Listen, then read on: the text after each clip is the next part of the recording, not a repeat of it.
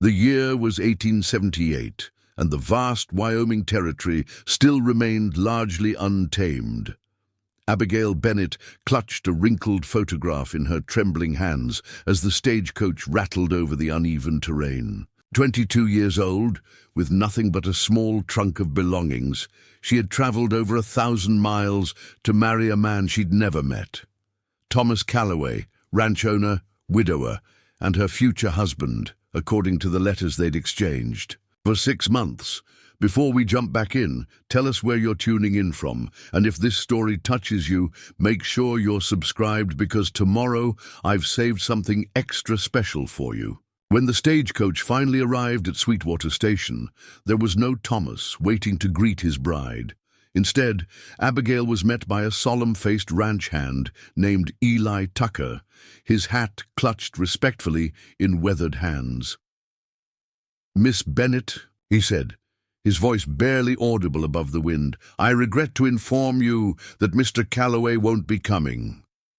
There's been an incident." What Abigail couldn't possibly know as she stepped down from that stagecoach was that she wasn't just arriving at a ranch that had lost its owner. She was stepping into a blood feud that had claimed 6 lives already, including the man she had traveled so far to marry. Within 24 hours, this Boston-born schoolteacher would have to decide, return east on the next stagecoach, or take the reins of Calloway Ranch and the loyalty of 12 hardened cowboys who had no reason to follow.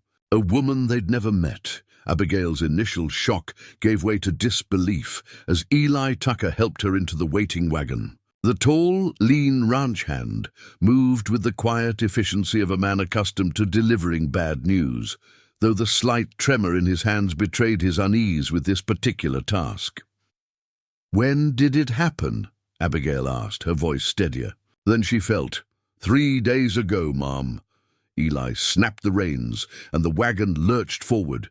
Mr. Calloway and 4 others were bringing a herd back from Casper when they were ambushed in Black Rock Pass.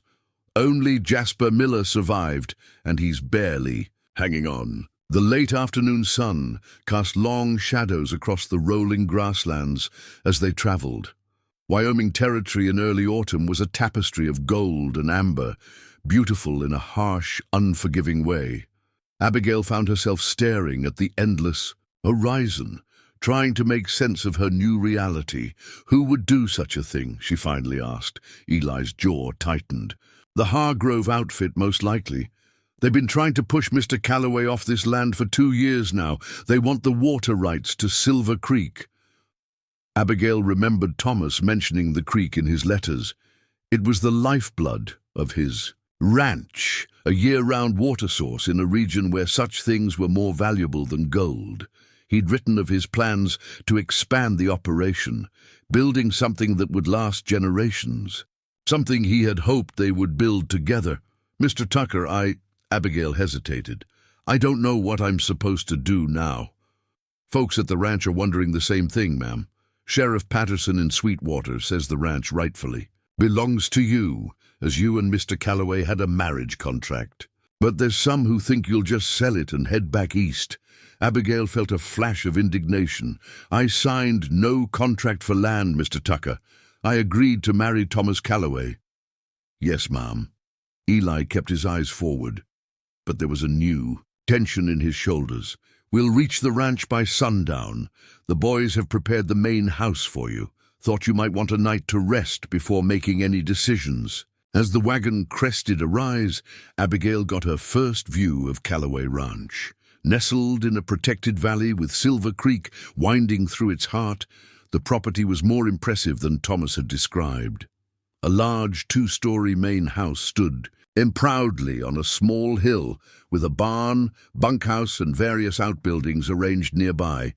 Cattle dotted the surrounding pastures, and in the distance, a small herd of horses grazed peacefully. "It's beautiful," Abigail whispered. "Mr. Calloway built most of it himself," Eli said with unmistakable pride. "Started with nothing but a claim and a dream 10 years ago." As they approached the ranch, several men emerged from the bunkhouse. They stood in a loose semicircle, hats in hand, watching the wagon with undisguised curiosity.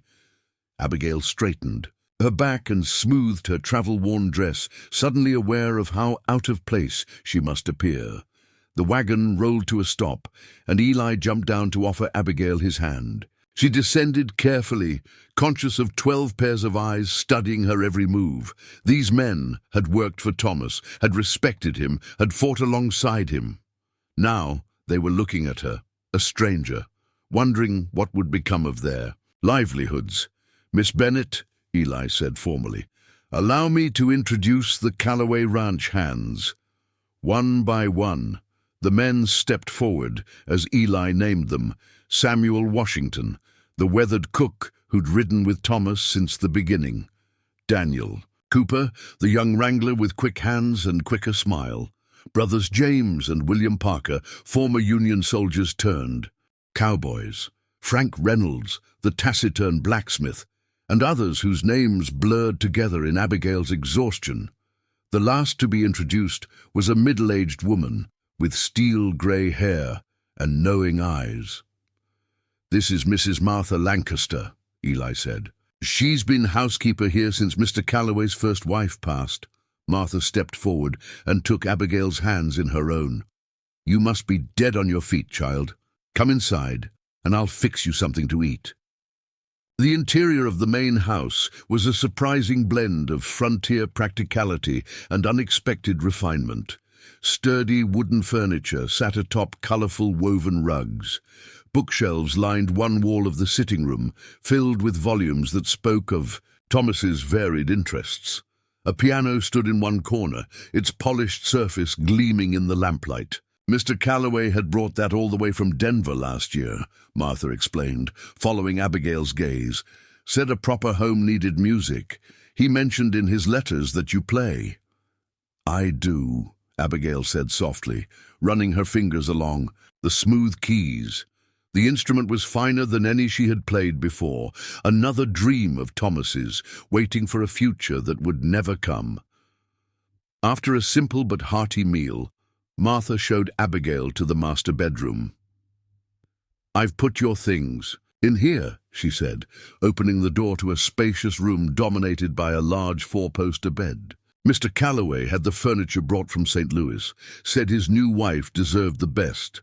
Left alone, Abigail sat on the edge of the bed and finally allowed herself to cry. She had left everything behind for a new life with a man she had come to care for through his thoughtful, intelligent letters. Now that man was dead, and she was alone in a strange place with no clear path forward. The next morning, it dawned clear and cool. Abigail had slept fitfully, dreams filled with faceless attackers and the sound of gunfire. She rose early, washed in the basin Martha had prepared, and dressed in her second-best dress, a practical navy blue with minimal adornment.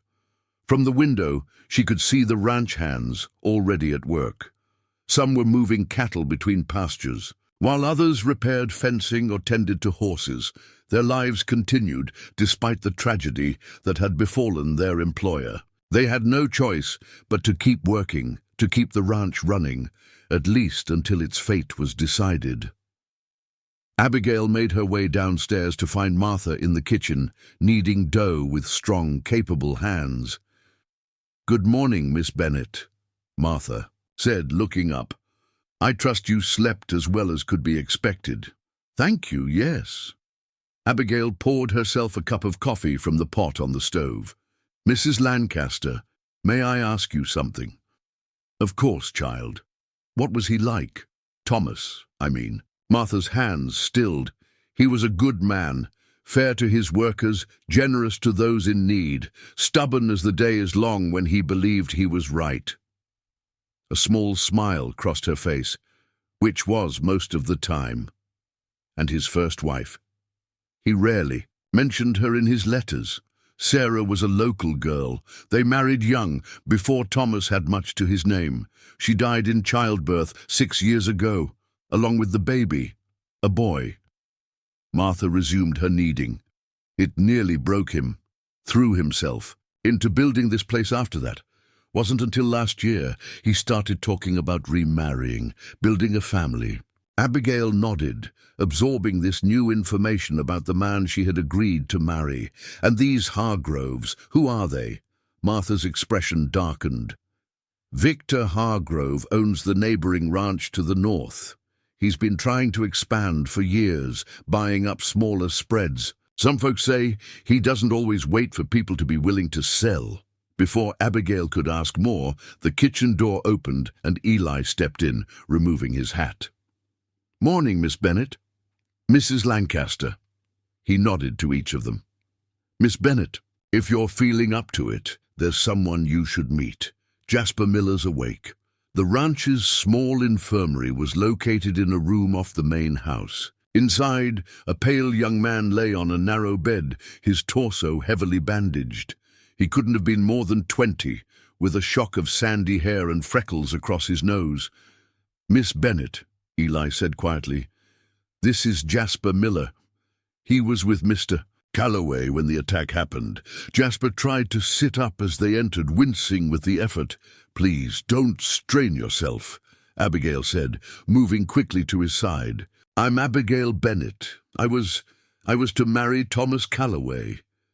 "Miss Bennet," Jasper acknowledged weakly.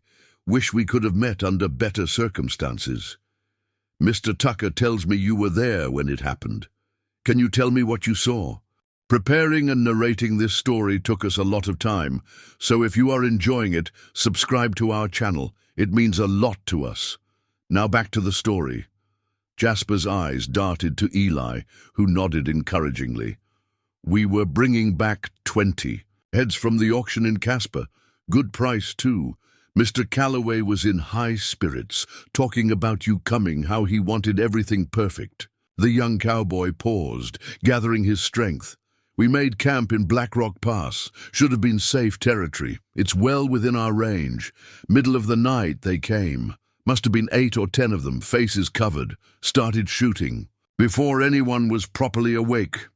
"Did you recognize any of them?" Eli asked. Jasper shook his head, then grimaced at the movement. "They were careful about that. But one of them, he had a horse with a distinctive blaze, white, shaped like a lightning bolt.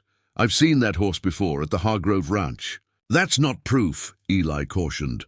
"No, but it's something," Jasper insisted. "Mr. Calloway, he pushed me down an embankment when the shooting started.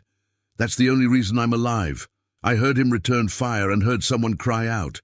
Then, more shots." His voice broke. "I couldn't do anything, just lay there bleeding, listening to them finish off the others." Abigail felt sick, but forced herself to remain composed. "What happened to the cattle you were bringing back?" "They took them," Jasper said. "Heard them being driven off. Then they set fire to our wagons." After leaving Jasper to rest, Abigail and Eli walked in silence back to the main house. The morning sun had risen higher, burning off the lingering dawn mist and illuminating the ranch in clear, unforgiving light. "Sheriff Patterson is coming out today," Eli finally said. "He'll want to hear Jasper's account." "Will he do anything about it?" Eli's expression was carefully neutral. "Sheriff's a decent man, but he's cautious. Hargrove has friends in the territorial government, and without clear proof, so they'll get away with murder," Abigail said flatly. "Wouldn't be the first time." Eli stopped walking and turned to face her directly. "Miss Bennet, I should tell you that Victor Hargrove came by yesterday while we were in town meeting your stage, left a message with Samuel." "What kind of message?" "An offer to buy the ranch. Said with Mr. Calloway gone, you'd likely want to settle matters quickly and return east. Offered a fair price, all things considered." Abigail felt a surge of anger. "The man may have murdered my fiancée, and he has the audacity to make an offer on his property before he's even buried. That's Hargrove." Eli studied her reaction carefully. "Most folks expected you'd sell, one way or another. And what happens to all of you if I do?" Eli shrugged, though the gesture was anything but casual. "Some might get hired on at other ranches. Some might move on. Ranch hands are used to that life." Abigail looked out over the property. The land Thomas had described so lovingly in his letters, the dream he had invited her to share. She thought of the 12 men who had worked alongside him, who had respected him enough to show up, hat in hand, to meet a woman they'd never seen before. She thought of Martha Lancaster, who had prepared a home for a bride who arrived too late. "Mr. Tucker," she said finally, "I'd like to see where Thomas is buried." The small cemetery sat on a gentle rise overlooking Silver Creek. 5 fresh graves had been dug in a row, each marked with a wooden cross. Thomas was in the center, the name Thomas James Calloway carefully carved into the wood, along with the dates of his birth and death. Abigail stood before it, trying to reconcile this simple marker with the man whose thoughtful letters had convinced her to journey across the country. She had brought one of those letters with her, tucked into her pocket. In it, Thomas had written of his hopes for their future together, his plans for expanding the ranch, his dreams of children running through the house he had built. "He's really gone," she said quietly. "Yes, ma'am," Eli replied, standing respectfully a few paces behind her. "We buried him 2 days ago. Preacher came out of town." Abigail knelt and placed her hand on the freshly turned earth. "I need to know something, Mr. Tucker, and I need you to be honest with me. Did Thomas have debts? Is the ranch in financial trouble?" "No, Mom. Ranch is profitable, has been for years. Mr. Calloway was careful that way. There's money in the bank in Sweetwater, and the fall drive should bring in more. Then why would the Hargroves want this land badly enough to kill for it?" "Water," Eli said simply. "Silver Creek runs year-round, even in drought years. The Hargrove spread has been expanding faster than their water sources can support. They need Silver Creek if they want to keep growing." Abigail rose to her feet, brushing dirt from her skirt. In the distance, she could see riders moving cattle across the pasture, the everyday work of the ranch continuing despite its owner's absence. "Show me the rest of the property," she said. "I want to see everything." For the next several hours, Eli led Abigail on a tour of Calloway Ranch.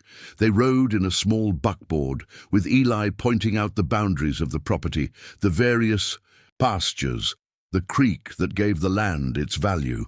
The ranch was larger than Abigail had imagined, stretching across nearly 15,000 acres of prime grazing land.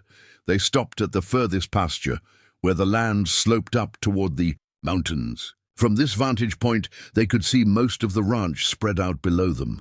"That ridge to the north marks our boundary with Hargrove land," Eli explained. "Beyond it is their main operation, bigger than ours in terms of acreage, but without the water resources."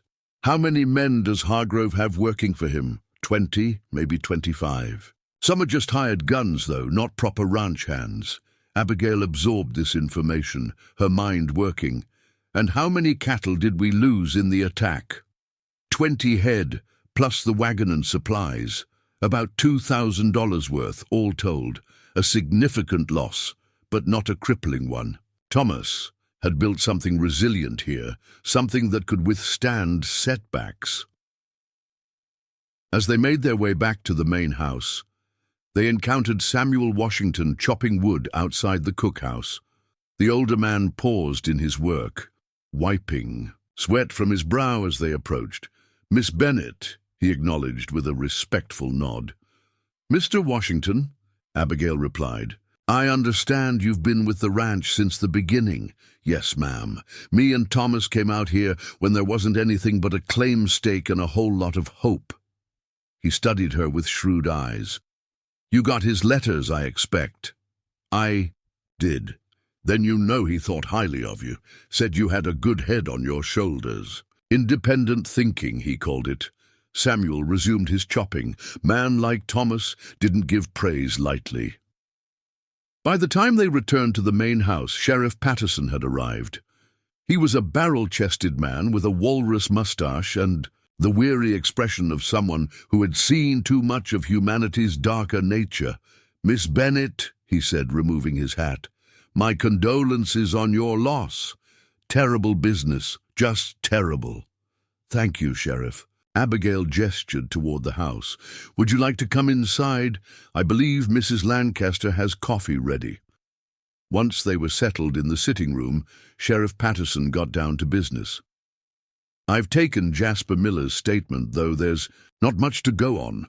No witnesses who can positively identify the attackers. Jasper mentioned a horse with a distinctive marking," Abigail pointed out.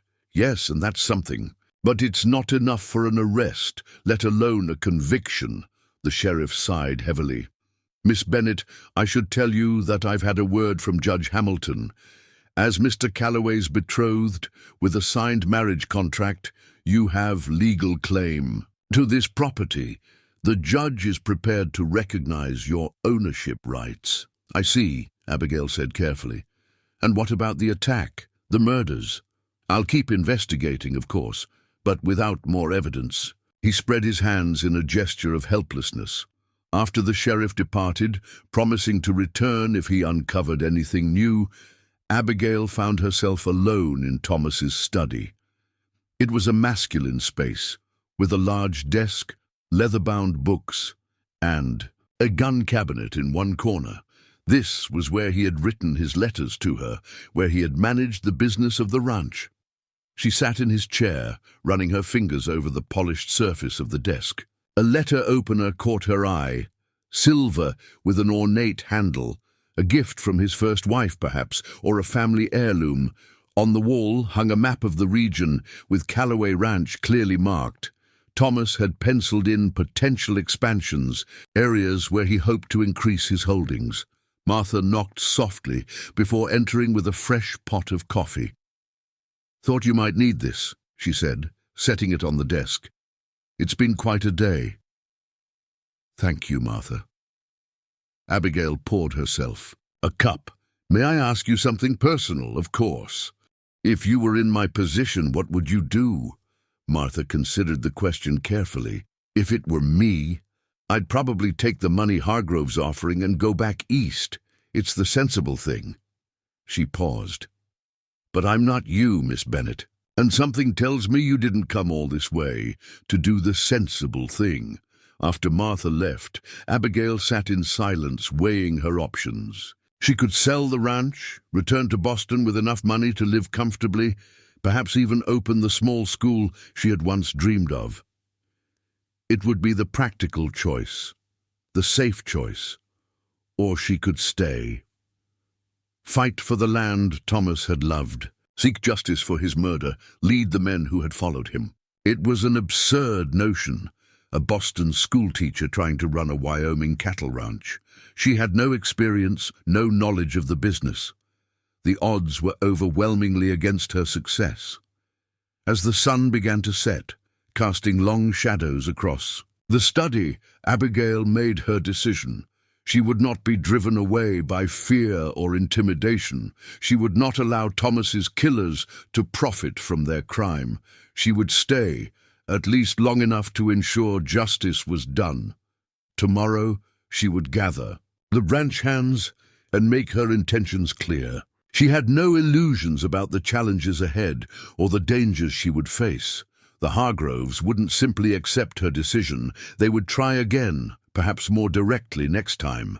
But in the letters they had exchanged, Thomas had seen something in her that perhaps she had not fully recognized in herself.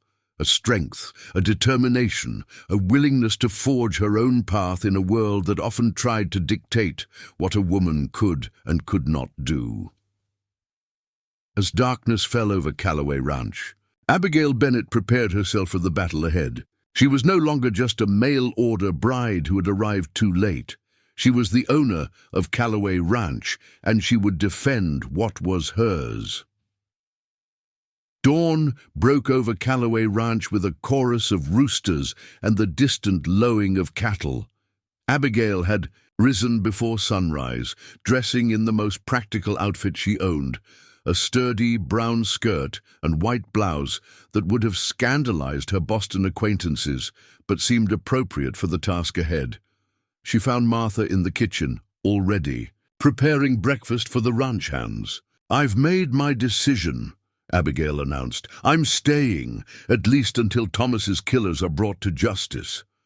Martha's hands stilled briefly before resuming their work. "The men will want to hear that from you directly." "I know. I'd like to address them this morning before they disperse for their duties." Word spread quickly. By the time Abigail stepped onto the porch of the main house, all 12 ranch hands had gathered in the yard. They stood in a loose semicircle, hats in hand, expressions ranging from curiosity to skepticism to outright doubt. Abigail took a deep breath. "Gentlemen, thank you for coming. I know there's been uncertainty about the future of this ranch following Mr. Calloway's death. I want to make my intentions clear." She paused, meeting the gaze of each man in turn. "I will not be selling Calloway Ranch, not to Victor Hargrove, not to anyone. I intend to continue operations as Thomas would have wanted." A murmur rippled through the assembled men. Daniel Cooper, the young wrangler, was the first to speak up. "Begging your pardon, Miss Bennett, but running a cattle ranch ain't exactly ladies' work." "I'm aware of my limitations, Mr. Cooper," Abigail replied evenly. "I have much to learn about ranching. That's why I'll be relying heavily on all of you in the coming months." "What about Hargrove?" asked Frank Reynolds, the blacksmith. "He won't take kindly to being refused." "I'm counting on that, Mr. Reynolds." Abigail lifted her chin. "The men who murdered Thomas Calloway and his companions must face justice. If Sheriff Patterson can't or won't secure that justice through legal means, then we'll have to find another way." Samuel Washington stepped forward, his weathered face thoughtful. "You're talking about taking on the biggest rancher in the territory, Miss Bennett. Men like Hargrove don't play by the rules. Neither will we, if necessary." Abigail's voice was steady. "I'm not asking any of you to stay if you don't wish to. Those who want to leave can collect their wages today with my gratitude for your service. But those who choose to remain need to understand this won't be easy, and it will almost certainly be dangerous." Eli Tucker, who had been standing silently at the edge of the group, spoke up. "I'm in, Miss Bennett. Mr. Calloway was a good boss and a better man. I aim to see this through." One by one, the others voiced their support. Some enthusiastically, others with reservation. Only 2 men, brothers from Montana who had been hired just a month before, chose to collect their pay and depart. 10 men, Eli noted after the brothers, had ridden out. Not much against Hargrove's crew, but quality counts for something. "We're not going to war, Mr. Tucker," Abigail reminded him. "At least, not yet. First, we need to ensure the ranch continues to operate." "The fall drive to Cheyenne is coming up, isn't it?" 3 weeks away, Samuel confirmed. 400 heads ready to go. "Then that's our priority. We can't afford any further losses." Abigail turned to Eli. "Mr. Tucker, I'd like you to serve. As foreman, if you're willing. The men respect you, and you knew Thomas's plans better than most." Eli nodded, accepting the responsibility without hesitation. "We should double the night watch on the herd. Hargrove might try to rustle them once. He hears you're not selling. Do it, and I want to learn everything I can about this operation, starting today."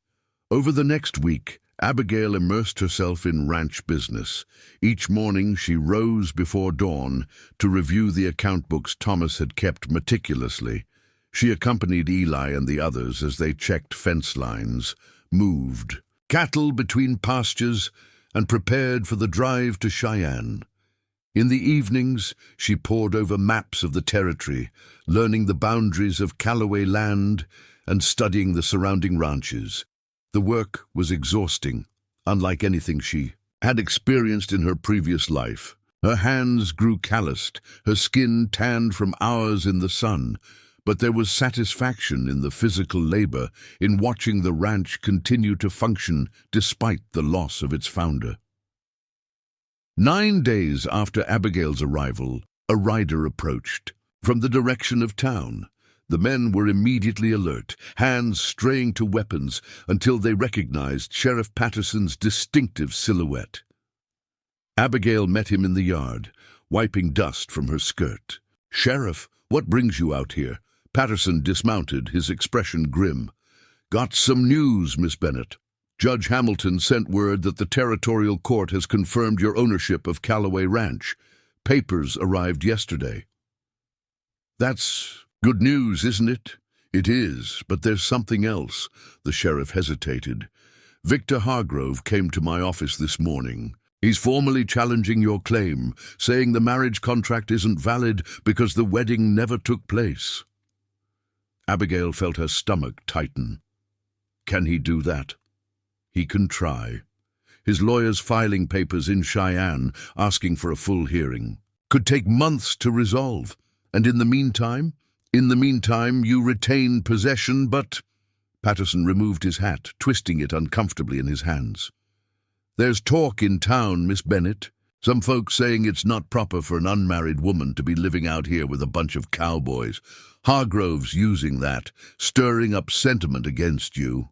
Eli, who had joined them, snorted in disgust. Since when does Victor Hargrove care? About propriety?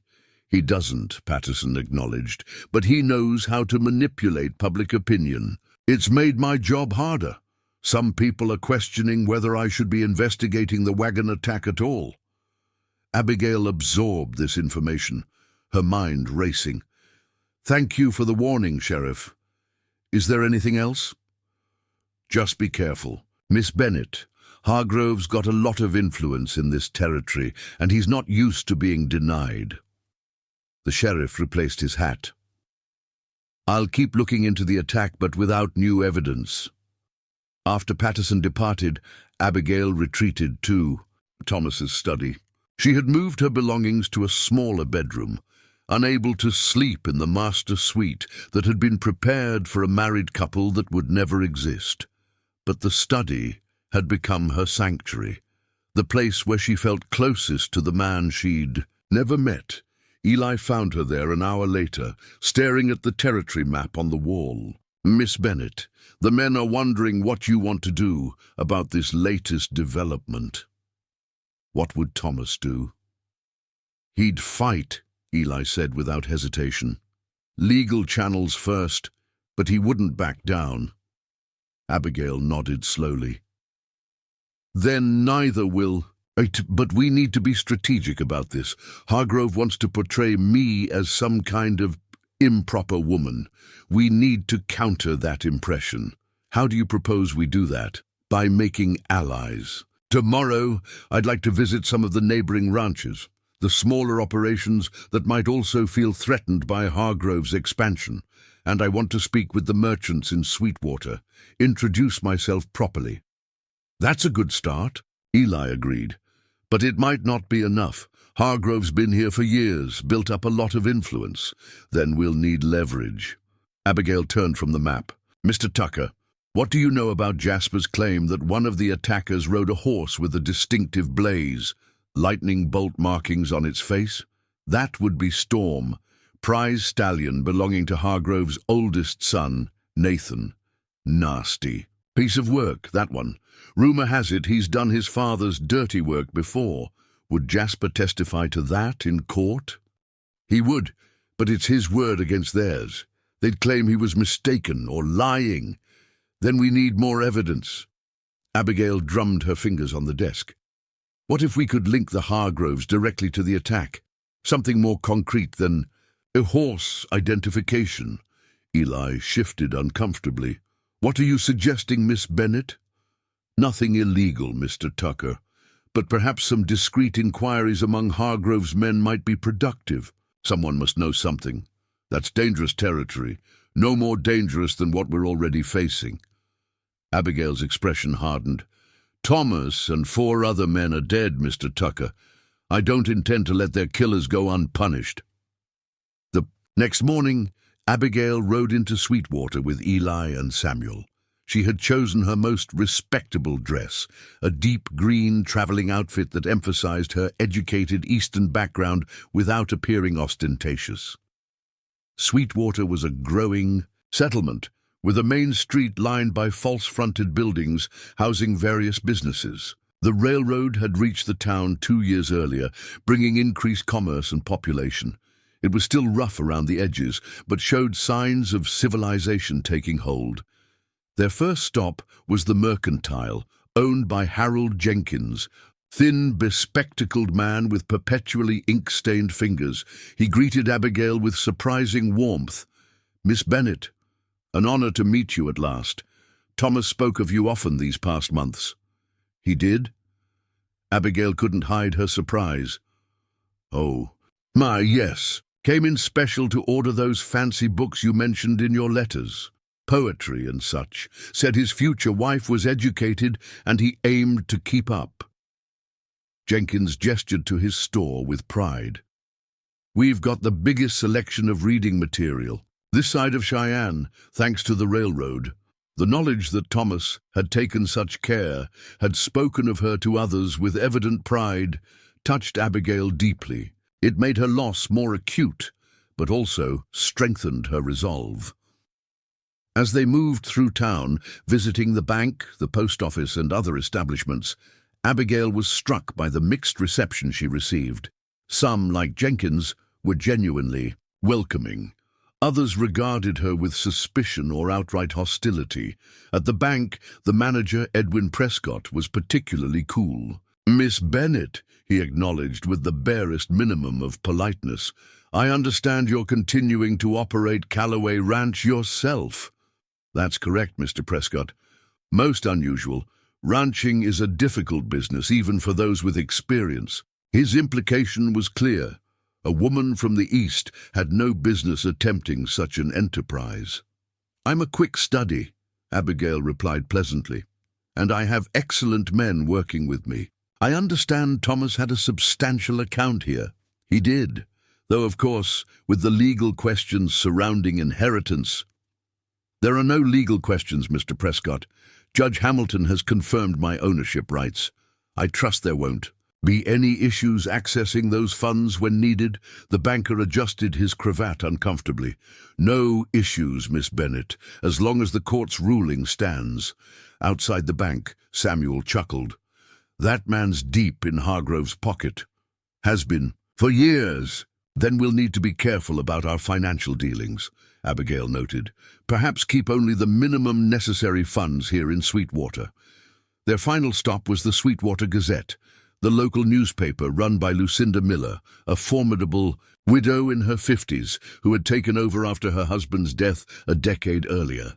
"So, you're the mail-order bride who's causing such a stir," Lucinda said bluntly as Abigail entered her office. "Sit down. Tell me your story." For the next hour, Abigail did just that, carefully emphasizing her legitimate claim to Callaway Ranch and her determination to see it prosper. Lucinda listened intently, occasionally jotting notes. "You know Hargrove won't take this lying down," she said when Abigail finished. "Man's used to getting his way." "I'm counting on that, Mrs. Miller.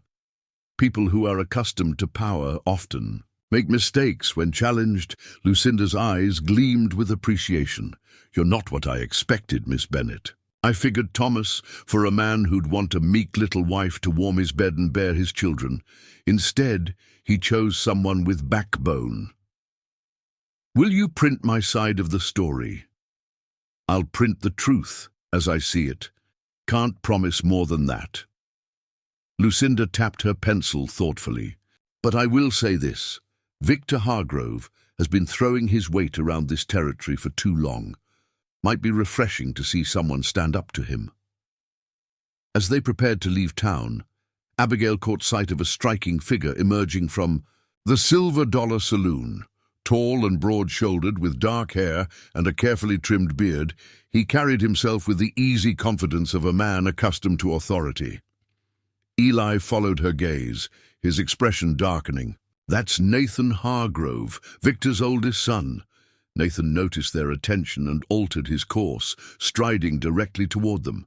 Two men flanked him, obvious gun hands with hard eyes and worn holsters. "Miss Bennet," Nathan called out, his voice carrying across the street. "I've been hoping to make your acquaintance." Abigail straightened her spine as he approached. Up close, Nathan Hargrove was handsome in a severe way, with piercing blue eyes that assessed her with unconcealed interest. "Mr. Hargrove," she acknowledged. Coolly. "My condolences on your loss," he said, though his tone held no genuine sympathy. A terrible tragedy. These territories can be dangerous for those unprepared for their particular challenges. Thank you for your concern, misplaced though it is.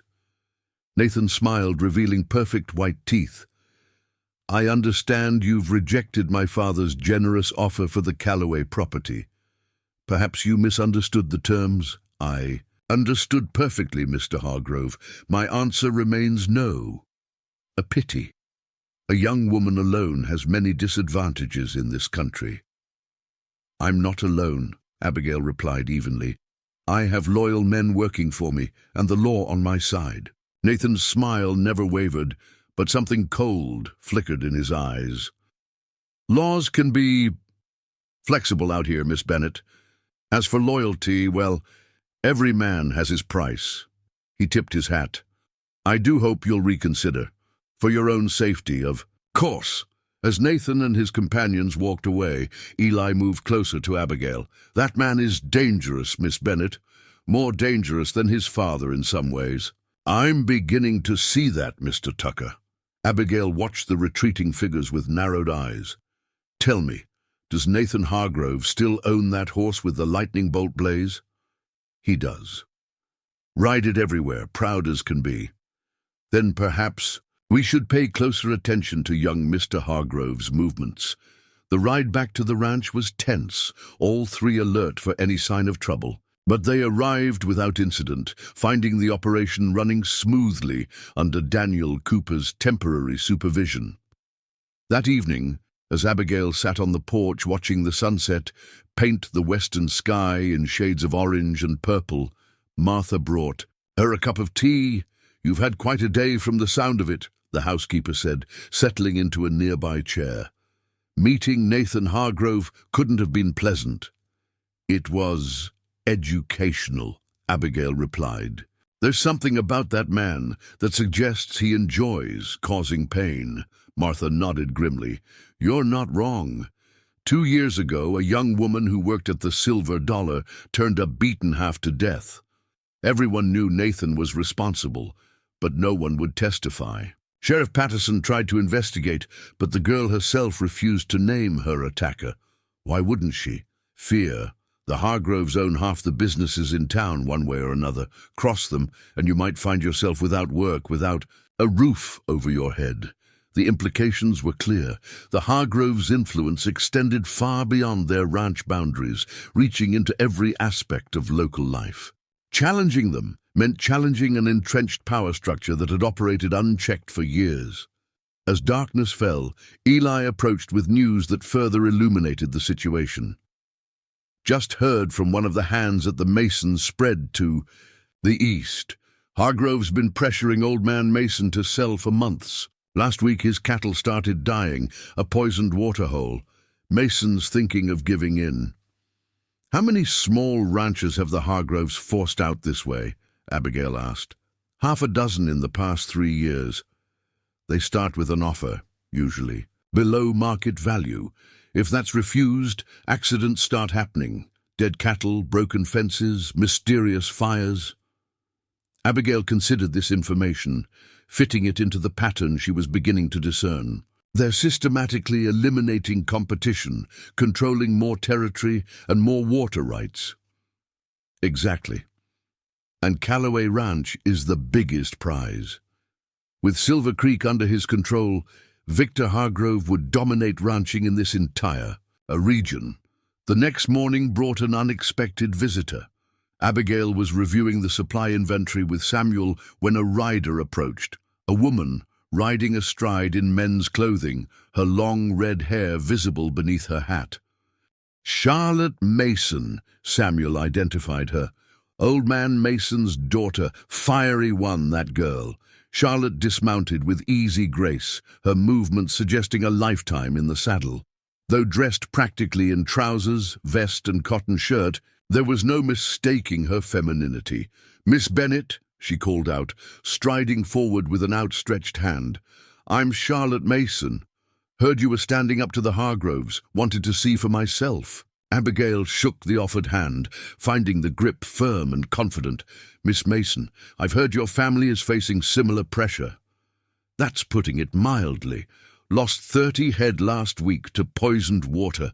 Pa's about ready to give up, sell out. I came to ask if the rumors are true.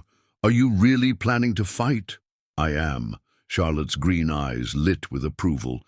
"Then you need allies. The smaller ranchers around here are scared, but they're not beaten. Not yet. If someone like you, Calloway's heir, took a stand, others might follow. What are you suggesting? A meeting, neutral ground. Get the independent ranchers together, form an alliance against Hargrove. Together, we might stand a chance." The idea had merit. Abigail had been thinking along similar lines, but having someone like Charlotte, clearly respected in the community, despite her unconventional ways, would lend credibility to the effort. "When and where?" "Saturday next. Mason Ranch. Pa will agree once I talk some sense into him." Charlotte grinned, revealing a charming dimple in one cheek. "Heard you went toe-to-toe with Nathan Hargrove yesterday. Wish I'd been there to see it." "It wasn't particularly dramatic, just a brief conversation. Still, not many stand their ground against that snake." Charlotte's expression darkened. "Man thinks he owns every woman he sees." There was a personal edge to her words that suggested history between them. Abigail filed that observation away for future consideration. As Charlotte prepared to depart, she paused. "One more thing. There's a man named Riley Jenkins who used to ride for the Hargroves. Got fired about a month ago. Been drinking hard at Simmons's Roadhouse out by Eagle Creek. Might be worth talking to him." "Why's that?" "Word is, he had a falling out with Nathan over something that happened in Black Rock Pass." Charlotte's meaning was clear. Man with a grudge and a fondness for whiskey might be willing to talk. After Charlotte rode out, Abigail turned to Eli. "How far is Simmons's Roadhouse?" "Half-day's ride. Rough place." "Then we'd better get started if we want to be back by nightfall." Simmons' Roadhouse was exactly the kind of establishment Abigail's Boston acquaintances would have deemed unfit for decent society. A squat, weathered building nestled against a rocky hillside, it catered to cowboys, drifters, and the occasional prospector passing through on their way to the mountains. Abigail had changed into her riding clothes, the split skirt she'd commissioned, in Boston after reading about Western life in ladies' magazines. It had seemed like a romantic adventure then. Now it was a practical necessity. "Stay close," Eli murmured as they dismounted. "This ain't a place for a woman?" Abigail finished with a raised eyebrow. "For anyone who values their safety," he corrected. "Simmons runs a rough establishment." Inside, the roadhouse was dim and thick with tobacco smoke. A long bar stretched along one wall, while mismatched tables filled the remaining space. Despite the early hour, several patrons hunched over glasses of amber liquor. Conversations halted. As Abigail entered, all eyes turning to assess this unexpected visitor. At the far end of the bar, a solitary figure slumped forward, one hand curled protectively around a half-empty bottle. His clothes were trail-worn but of good quality, suggesting he'd known better days. "Riley Jenkins?" Eli asked the barkeeper, a mountain of a man with a scar bisecting one eyebrow. The barkeeper jerked his chin toward the solitary drinker. "What's he done now?" "Nothing we know of. Just want a word." Abigail approached the man, conscious of the states following her progress across the room. "Mr. Jenkins, my name is Abigail Bennett. I own Calloway Ranch."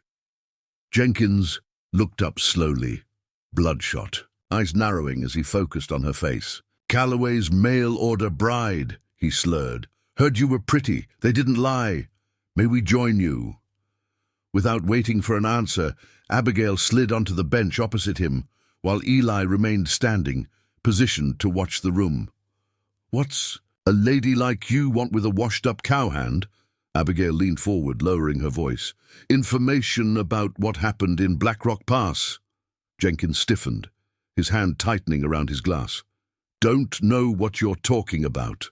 I think you do, Mr. Jenkins. I think you know exactly what happened that night, and I think it's weighing on your conscience. Something flickered in the man's bleary eyes, guilt or perhaps fear. You should leave, Miss Bennet. This ain't a game you want to play. 5 men died, Mr. Jenkins. Thomas Calloway, the man. I was to marry among them. If that's a game, it's one I'm already playing. Jenkins glanced nervously around the room. Can't talk here. Too many ears belong to Hargrove. Then where? Creek Bridge, midnight. Come alone. He drained his glass and stood unsteadily. Now go before someone gets curious. Back outside, Eli expressed his concerns immediately. You ain't meeting that man alone, Miss Bennet. Could be a trap. I don't intend to, Abigail assured him. You and Samuel will accompany me, but remain hidden. If Jenkins has information about the attack, we need to hear it. They spent the remainder of the day at the ranch, attending to routine matters while anticipation of the midnight meeting simmered beneath the surface. Abigail found herself watching the clock, willing the hours to pass more quickly. When darkness fell, she changed into dark clothing that would blend with the night. Eli and Samuel did the same, checking their weapons with practiced efficiency that reminded Abigail of the dangers they might face. The Creek Bridge was a simple wooden structure spanning Silver Creek near the eastern boundary of Calloway land. By day, it was a practical crossing point for cattle and horses. By night, illuminated only by moonlight, it took on an eerie, skeletal appearance. Abigail waited on horseback at the center of the bridge, while Eli and Samuel concealed themselves. Among the trees on either side, the night was quiet, but for the gentle gurgle of the creek below and the occasional hoot of an owl. Midnight came and went. 15 minutes passed with no sign of Riley Jenkins. Abigail began to wonder if the man had lost his nerve or simply drunk himself into a stupor. Then came the sound of approaching hoofbeats, a single rider moving at a steady pace. Abigail straightened in the saddle, her hand instinctively moving to the small pistol concealed in her pocket. Jenkins materialized from the darkness, looking considerably more sober than he had at the roadhouse. He reined in a few paces from Abigail, eyes darting nervously to the surrounding trees. You didn't come alone. Neither did you, I imagine, Abigail replied calmly. Let's not waste time, Mr. Jenkins. What do you know about the attack in Black Rock Pass? Jenkins wet his lips, his voice dropping to barely above a whisper. I was there. The admission hung in the night air, heavy with implication. Abigail took a measured breath before responding. Go on. It wasn't supposed to be a killing, just a robbery. Take the cattle, scare Calloway a little. Jenkins shifted uncomfortably in his saddle. Nathan had other ideas. Nathan Hargrove? Jenkins nodded. He hated Calloway, said he was standing in the way of progress, that his father had been too patient. When Calloway fought back, shot one of our men, Nathan, he went crazy. Ordered us to kill everyone. His voice cracked. I didn't fire a single shot, I swear. But I was there, I helped. And afterward, Nathan had us burn the wagons, drive the cattle back to Hargrove land. Said anyone who talked would end up the same way. Jenkins shuddered visibly. A month later, I got drunk, said something I shouldn't have. Nathan beat me half to death, fired me on the spot. Said if he ever saw me again, he'd finish the job. Would you testify to this before Judge Hamilton? Jenkins looked genuinely terrified at the suggestion. I'd be dead before the sun set. The Hargroves have men everywhere. We could protect you. A bitter laugh escaped him. No offense, Miss Bennet, but your 10 cowboys against Hargrove's small army? Those ain't odds I'd bet on. Before Abigail could respond, a sharp crack split the night. The unmistakable sound of a rifle shot. Jenkins jerked violently, his eyes widening in shock. A dark stain bloomed across his chest as he toppled from the saddle, landing with a sickening thud on the wooden planks of the bridge. More shots followed, bullets splintering the wood near Abigail's feet. Eli was suddenly beside her, dragging her from the saddle and pushing her toward the creek bank. "Go! Get to cover!" he shouted, returning fire toward the unseen assailants. Abigail scrambled down the steep embankment, her boots sliding on loose soil. Above, she could hear the continued exchange of gunfire, Samuel's deep-voiced shout, the thunder of retreating hoofbeats. When the shooting finally stopped, Abigail emerged cautiously from her hiding place. Eli stood on the bridge, kneeling, beside Jenkins's motionless form. "Is he dead?" Eli confirmed grimly. "Shot through the heart, never stood a chance." "Did you see who did it?" A glimpse, 2 riders heading north, Hargrove direction. Eli straightened, his expression hard. They were waiting for him. Must have followed him from the roadhouse. Samuel appeared from the trees, rifle still at the ready. "No sign of others. Looks like they got what they came for and cleared out." They retrieved Jenkins' body, slinging it over his horse for the journey back to the ranch. Abigail rode in silence, the weight of responsibility pressing down on her shoulders. A man had died because he spoke to her, because he dared to reveal the truth about Thomas's murder. Dawn was breaking as they returned to the ranch. The sight of the body draped over the horse created an immediate stir among the hands. Daniel Cooper rushed forward, his young face grim. "What happened?" "Ambush at the creek bridge," Eli explained, dismounting wearily. Jenkins was about to tell us what he knew about the Black Rock Pass attack. Someone made sure he didn't get the chance. Martha emerged from the main house, taking in the scene with one comprehensive glance. "Bring him to the bunkhouse," she directed. "I'll prepare him for burial." As the men moved to follow her instructions, Abigail retreated to the study, her mind racing. Jenkins's death was a brutal reminder of what they were facing, an enemy willing to kill without hesitation to protect their secrets. But his final confession had confirmed what they had suspected. Nathan Hargrove had led the attack that killed Thomas and the others.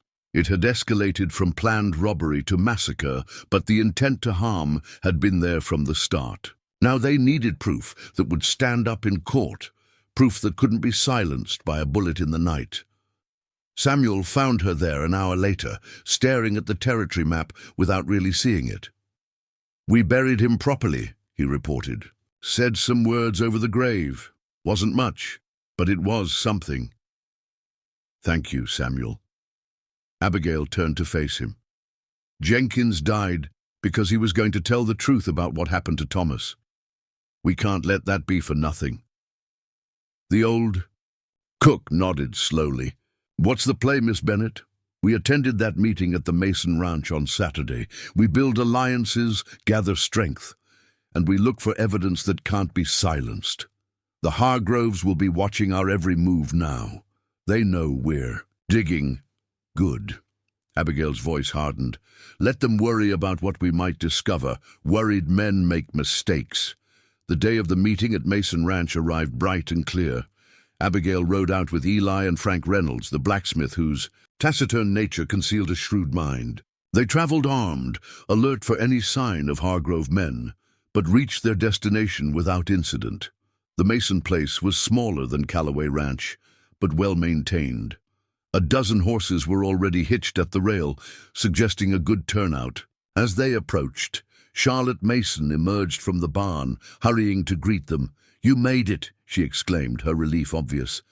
"After what happened to Jenkins, we weren't sure." News traveled fast in the territory. "How many came?" Abigail asked, dismounting. 8 ranchers, plus their top hands. Not everyone I hoped for, but enough to start." Charlotte lowered her voice. "Pa's nervous. Hargrove sent a man yesterday with a new offer for our place, 20% higher than before, trying to buy us off before this meeting could happen. But you refused." Charlotte's green eyes flashed. "We're still here, aren't we?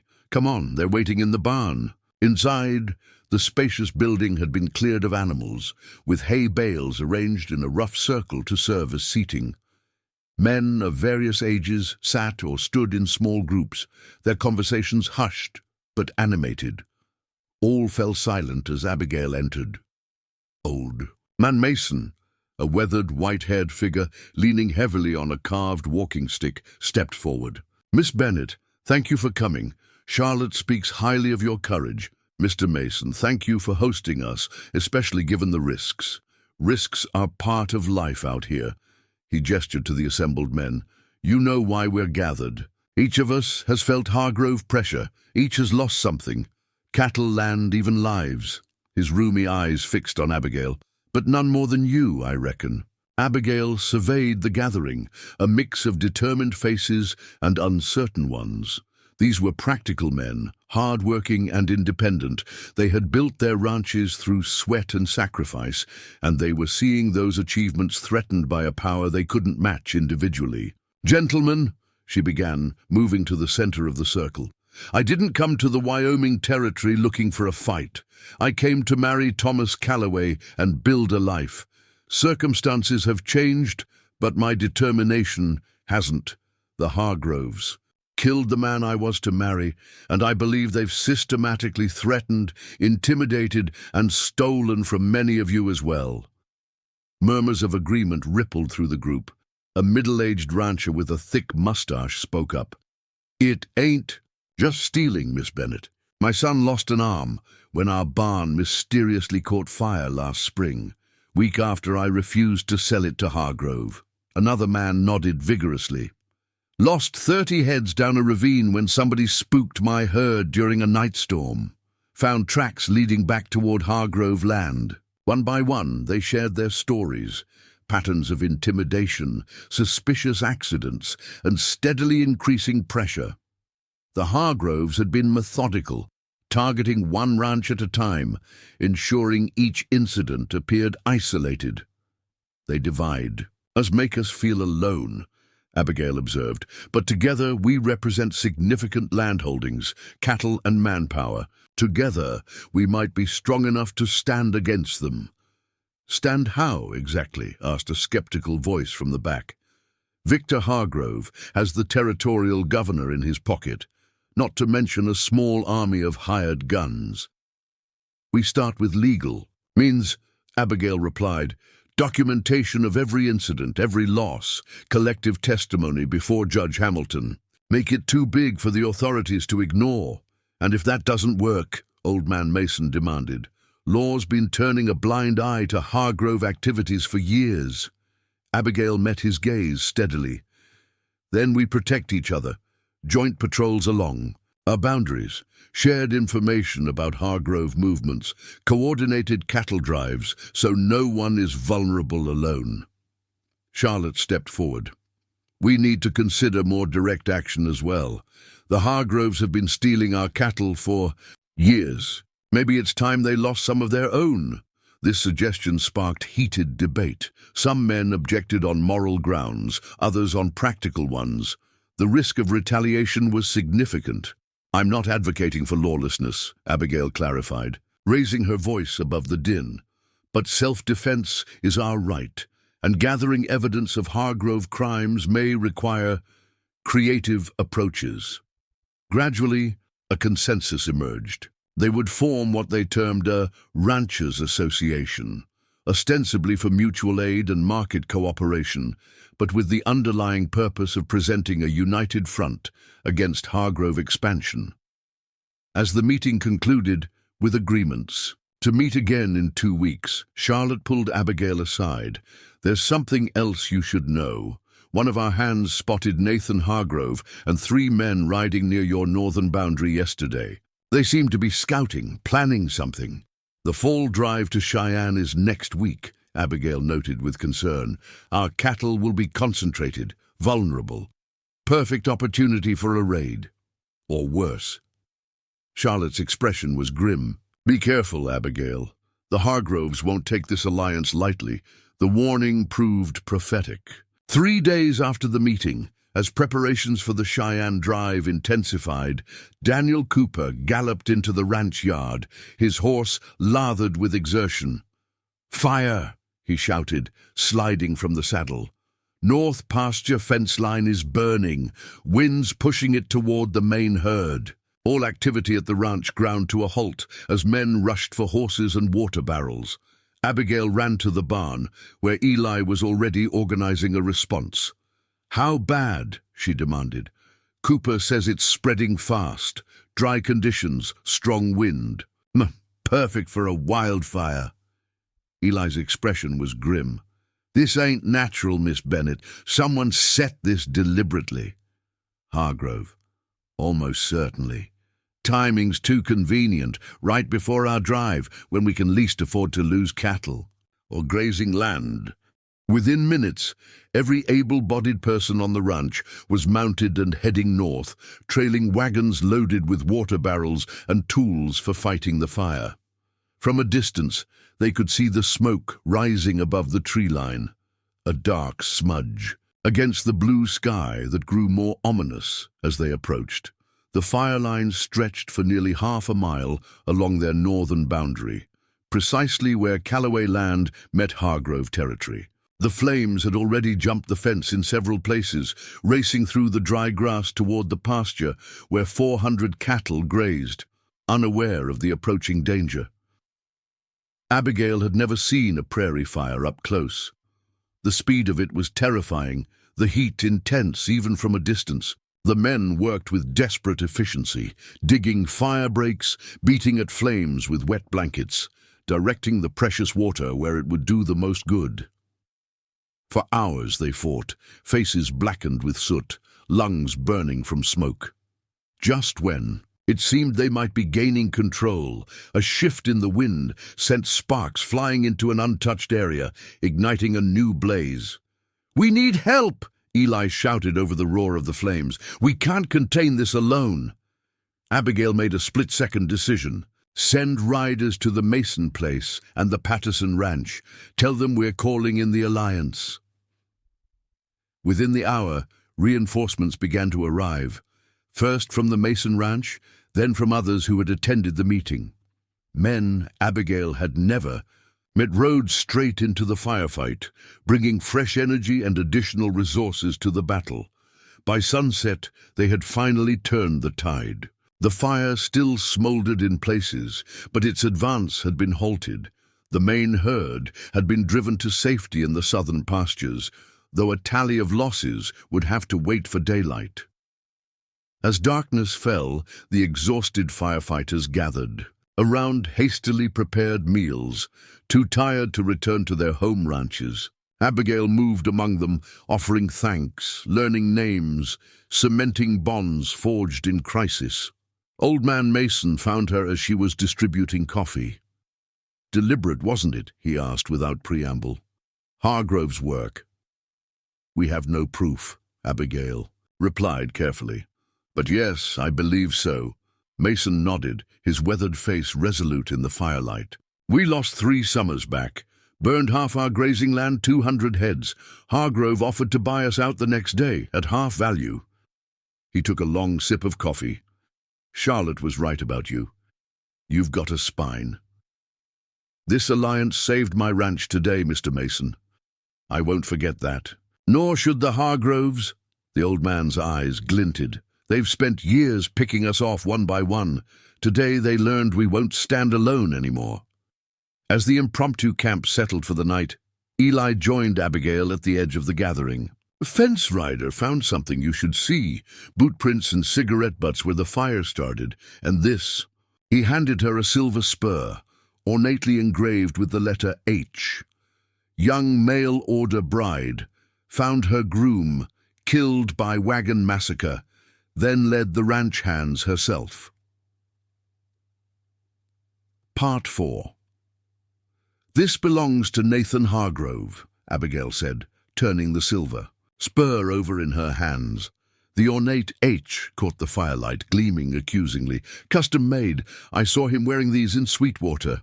"Evidence," Eli agreed, his voice low to avoid being overheard by the men resting nearby. "Question is, what do we do with it?" Abigail considered their options. "We take it to Sheriff Patterson, make a formal complaint about the fire. He'll say it's circumstantial, could have been dropped any time.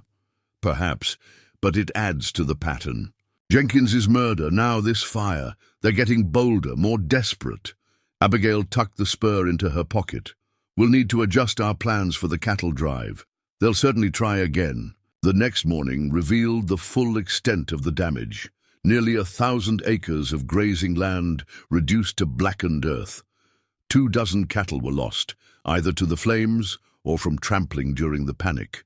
Several sections of fence were destroyed. It could have been far worse without the Alliance's swift response, but the timing, just days before their scheduled drive to Cheyenne, was a calculated blow. Charlotte Mason approached as Abigail surveyed the scorched landscape. "We should postpone the drive," she suggested, falling into step beside her. "Give ourselves time to regroup." "We can't afford to wait," Abigail replied. "The Cheyenne buyers won't hold their offers indefinitely, and we need the cash flow. The Hargroves know that. It's why they struck now. Then change the route. They'll be expecting you to take the usual trail through Black Rock Pass." Abigail nodded slowly. "That's exactly what we'll do, but not with all the cattle." A plan was forming in her mind, audacious but potentially effective. "Charlotte, how many men could your father spare for a few days?" 4 or 5, I'd reckon." "Why?" "I need riders from all the Alliance ranches, 20 men altogether, and I need absolute secrecy about what we're planning." By that afternoon, the remnants of the fire had been fully extinguished, and the visiting ranchers were preparing to depart. Abigail gathered the Alliance leaders in the main house, where they could speak without fear of being overheard. "The Hargroves expect us to delay our drive or to send our entire herd through Black Rock Pass where they can ambush us again," she explained, pointing to locations on Thomas's map. "Instead, we'll split our strategy. A small group will take 50 head through Black Rock, enough to look convincing from a distance. Meanwhile, the main herd will go south through Eagle Canyon, then east to connect with the Cheyenne Trail beyond Hargrove territory." Old Man Mason stroked his beard thoughtfully. "Eagle Canyon is treacherous, narrow passages, risk of flash floods if there's rain upriver." "Which is precisely why the Hargroves won't expect us to use it," Abigail countered. "We'll need experienced men who know the terrain. The small decoy drive through Black Rock will need to be equally skilled. They'll have to sell the deception without putting themselves at excessive risk." "I'll lead the Black Rock group," Eli volunteered. "Know that country better than most." For the next 2 days, preparations for the drive continued with visible normality. Cattle were gathered, supplies packed, men assigned to their usual positions. But beneath this routine activity, Abigail's alternate plan took shape. Selected hands from each Alliance ranch arrived quietly, integrating with the Callaway crew. Extra ammunition was distributed. Scouts were sent to ensure Eagle Canyon was passable. On the eve of the drive, Abigail found herself unable to sleep. The responsibility weighed heavily, not just for her own ranch and people, but for the Alliance members who had committed to her strategy. If she was wrong, if the plan failed, the consequences would be severe. She was standing on the porch, watching the pre-dawn sky lighten imperceptibly when Martha joined her. "You should rest," the housekeeper advised. "Long days ahead." "I keep thinking of all the things that could go wrong," Abigail admitted. "The canyon could flood. The Hargroves might discover our real route. Eli and his men could be walking into an ambush with no support." Martha's weathered hand came to rest on her shoulder. "That's leadership, child. The worrying never stops. Thomas was the same way before every drive, pacing the floors, checking plans that were already checked 3 times over. Did he ever tell you why he decided to seek a wife from the East, rather than someone local who understood ranch life?" Martha considered the question. "He said local girls were looking for local boys, young men with their lives ahead of them. He was older, set in his ways." A small smile touched her lips. "But I think it was your letters that decided him. He'd read them in this very spot, sometimes out loud. Said you had thoughts about things, books, politics, the wider world. Said it reminded him there was more to life than cattle and water." "Rights." The conversation strengthened Abigail's resolve.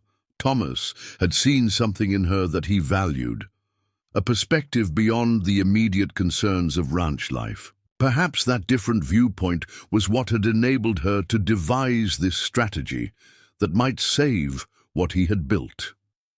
At first light, the cattle drive began. To any observer, and Abigail was certain there were Hargrove eyes watching, it appeared to be proceeding exactly as expected. Eli led 50 head northwest toward Black Rock Pass, accompanied by 6 riders. The remaining cattle, nearly 350 strong, moved east under Samuel's direction, ostensibly to graze for one more day before following. Abigail rode with Samuel's group, dressed practically in her split skirt and a man's hat pulled low over her braided hair. From a distance, she could pass for another cowhand, exactly as intended. The fewer people who knew she was with the main herd, the better. By mid-morning, once they were certain they'd cleared any potential observers, Samuel gave the signal. The herd turned sharply south, heading for the hidden entrance to Eagle Canyon. Daniel Cooper rode ahead as scout, while riders from the Alliance ranches strengthened their flanks. Eagle Canyon deserved its forbidding reputation. The entrance was barely visible, a narrow gap between towering sandstone walls that didn't look wide enough for a herd to pass through. Inside, the passage twisted and turned, sometimes narrowing to barely 20 feet across. The ground was uneven, rocky in places, treacherously soft in others, where flash floods had deposited silt. Moving 400 cattle through such terrain was painfully slow, demanding constant vigilance. The animals were nervous, sensing the unnatural confinement of the high walls. Twice they nearly had stampedes when loose rocks clattered down from above. By sundown, they had progressed only about a third of the way through the canyon. They made camp in a small widening where tributary gullies created a modest open space. The cattle were restless, the men exhausted. "We're vulnerable here," Samuel muttered as he joined Abigail by the small cook fire. "If Hargrove men find us, we'd have nowhere to run." "Cooper hasn't reported any sign of pursuit," she reminded him, "and we have men watching both ends of the canyon." "Still don't like it. Too many ways for things to go wrong." The old cook glanced upward at the sliver of starry sky visible between the canyon walls. "Hope Eli's group is faring better." Abigail shared his concern. The decoy drive was arguably facing greater danger, deliberately placing themselves in the Hargrove's expected ambush zone. Eli was under strict instructions to retreat at the first sign of trouble, but men like him had their pride. He might stay too long, try to draw out Hargrove forces to give the main herd more time. The night passed without incident, though few slept soundly. At first light, they were moving again, pushing deeper into the canyon. The passage grew more challenging. In places so narrow, they had to move the cattle through in small groups rather than as a cohesive herd. Around midday, the sound of galloping hooves echoed through the canyon. Every hand reached for their weapon until they recognized Daniel Cooper racing back from his scouting position ahead. "Riders coming!" he called, reining his horse to a sliding stop. "From the eastern exit, 6, maybe 7 men." Abigail felt her stomach drop. "Hargroves? Can't be sure, but they're moving fast and purposefully." "How did they find us?" Samuel demanded. "We were careful." There was no time to debate the question. They were caught in the canyon, cattle spread out for nearly half a mile along the narrow passage, with unknown riders approaching quickly. "Get the cattle moving," Abigail ordered. "Push them west, back the way we came." "That'll take hours," Cooper objected. "They'll be on us before we clear a quarter mile. Then we make a stand here." Abigail surveyed their position, a section where the canyon widened slightly, with large boulders offering potential cover. "Position men with rifles behind those rocks. The rest keep the herd from panicking." Within minutes their defense was arranged. 8 men with rifles, including Abigail, took cover while the others worked to control the increasingly restless cattle. The thunder of approaching horses grew louder, echoing confusingly off the canyon walls. Then, unexpectedly, a familiar voice called out, "Callaway Ranch! Hold your fire!" Abigail lowered her rifle as Charlotte Mason rode into view, followed by 5 men bearing the Mason brand. Relief washed over her, quickly replaced by concern. "Charlotte, what are you doing here?" The redhead dismounted quickly, her expression urgent. "Hargrove's men hit Eli's group at Blackrock last night. They were ready for them." Abigail's heart seemed to stop. "Casualties? 2 of yours wounded, Miller and the Parker boy. Eli got them back to your ranch, but that's not why I'm here." Charlotte drew a deep breath. "The Hargroves know about Eagle Canyon. They're coming. At least 15 riders, maybe more. They'll reach the eastern exit by sundown." The implications were clear. If Hargrove men sealed both ends of the canyon, they would be trapped with no escape route. Even with Charlotte's reinforcements, they were badly outnumbered. "How?" Abigail demanded. "How did they know about our change of plans?" "Someone talked," Charlotte said grimly. "Has to be. Only the Alliance leaders knew the full strategy." Samuel spat disgustedly. "Always feared we had a Judas in our midst." There was no time to identify the traitor. They needed to act immediately if they hoped to salvage anything from the situation. "Options." Abigail looked to Samuel, whose knowledge of the territory was unmatched. The old cook considered for a moment. "There's a side passage about 2 miles ahead, ancient Apache trail. Leads up to the rim, then down the other side. Rough going, but wide enough for cattle if we move them single file. Can we reach it before the Hargroves seal the exit? If we push hard, real hard." Abigail made her decision. "We split up. Samuel, take our fastest riders and the cattle. Head for the side passage. Charlotte, your men and I will create a diversion at the eastern exit. Make the Hargroves think the whole herd is trying to break through there." Charlotte nodded approval. "Draw their attention, give the cattle time. Do escape. Risky, but it might work." "More than risky," Samuel objected. "They'll have you outgunned 3-1. "We don't need to win a gun battle," Abigail countered. "Just create confusion, make them think we're trying to force our way through. Once the herd is safely out of the canyon, we'll retreat, try to circle around and rejoin you." The plan set, they moved quickly. Samuel led the main group westward, pushing the cattle as fast as they dared through the confining canyon. Abigail, Charlotte, and 7 men rode east, weapons ready, prepared to encounter Hargrove forces at any moment. They reached the canyon's eastern exit as the sun was beginning its descent. Beyond the towering walls, the landscape opened into rolling prairie, perfect terrain for the final leg to Cheyenne. But they could already see dust rising in the distance, riders approaching at speed. "Not much time," Charlotte observed, checking her rifle. "How do you want to play this?" "We set up a defensive position here at the mouth of the canyon," Abigail decided. "Make them think we're protecting the herd's exit point. Fire enough shots to convince them we're serious, but conserve ammunition. We need to hold them here for at least 2 hours to give Samuel enough time." They positioned themselves among the rocks at the canyon's mouth, each finding cover with good sightlines to the approaching riders.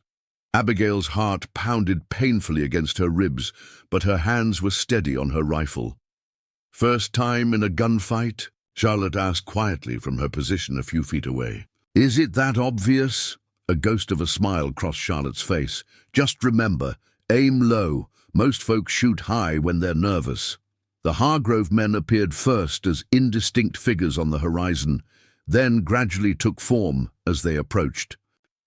15 riders, as Charlotte had predicted, with Victor Hargrove's massive frame recognizable at their center. Alongside him rode his son, Nathan, the silver spurs on his boots catching the late afternoon sun. At about 300 yards, the Hargrove group halted.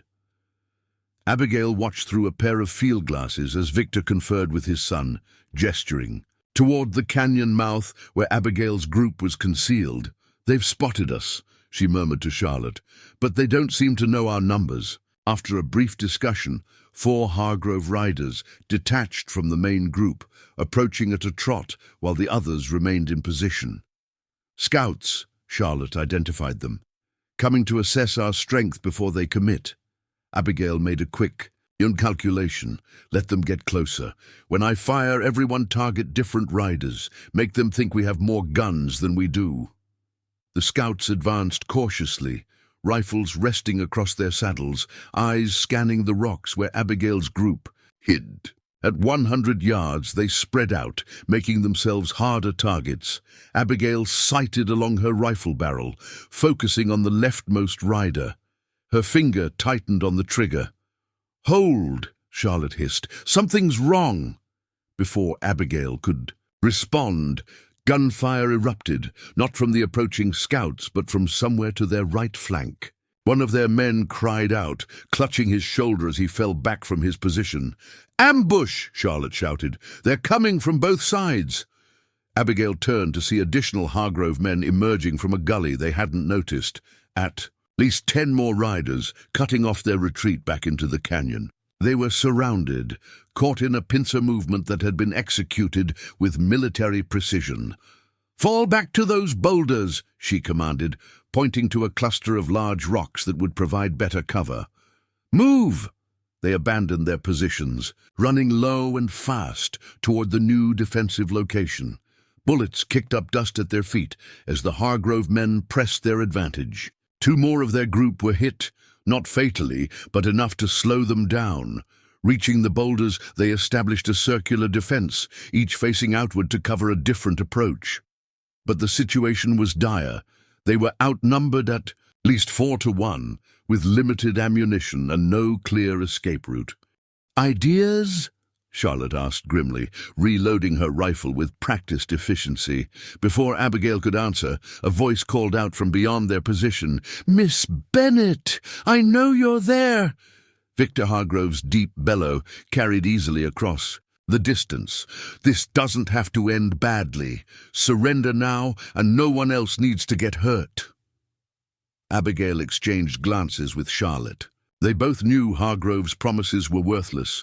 "We need time," Abigail whispered. "Every minute we hold them here gives Samuel more chance to get the herd out." "Then we'll buy time," Charlotte agreed.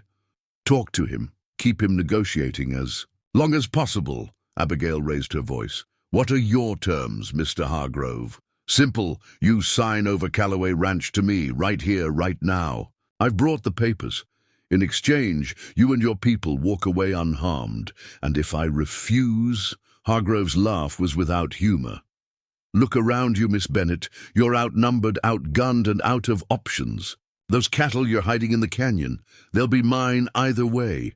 The only question is how many more people die before you accept the inevitable." Abigail's mind raced. Hargrove still believed the cattle were in the canyon behind them. He didn't know about Samuel's escape route. Every minute of dialogue was another minute for the herd to put distance between themselves and this confrontation. "I need assurances," she called back. "Written guarantees of safe passage for all my people, and time to consider your offer." "You don't have time, Miss Bennet. The sun's setting, and my men are getting impatient." Nathan Hargrove's voice joined his father's. "We know you killed Riley Jenkins, murdered him in cold blood when he wouldn't. Join your illegal alliance against honest ranchers." The audacity of the lie was breathtaking. They were attempting to flip the narrative, to cast Abigail and her allies as the aggressors, the criminals. "Clever," Charlotte murmured.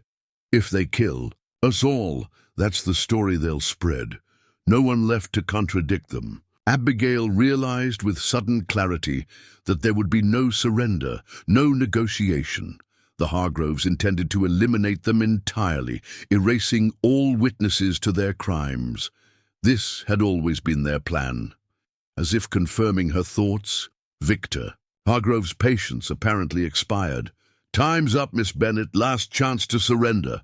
When no response came, he barked an order to his men. They began to advance on the boulder cluster from all sides, moving in coordinated groups to provide covering fire for each other. It was a professional approach, suggesting many of Hargrove's men had military experience. "They're going to rush us," Charlotte observed tensely. "We can't hold against that many." Abigail's thoughts turned to Thomas, the man she'd never met, but whose death had brought her to this moment. To Riley Jenkins, murdered for speaking the truth. To all the ranchers who had suffered under Hargrove intimidation. "We hold as long as we can," she decided. "Make each shot count," as the Hargrove men closed to within 50 yards, preparing for their final assault. An unexpected sound echoed across the landscape. A high, piercing whistle, followed by the thunder of approaching hooves. From the west, silhouetted against the setting sun, riders appeared, a dozen or more, galloping at full speed toward the confrontation. At their head rode Eli Tucker, rifle raised, leading what appeared to be every remaining hand from Callaway Ranch, plus reinforcements from the Alliance. The Hargrove men faltered, caught between their original targets and this new threat to their rear. Victor shouted orders, trying to reorganize his forces, but the momentum had shifted. Eli's group hit the Hargrove flank like a thunderbolt, firing as they rode.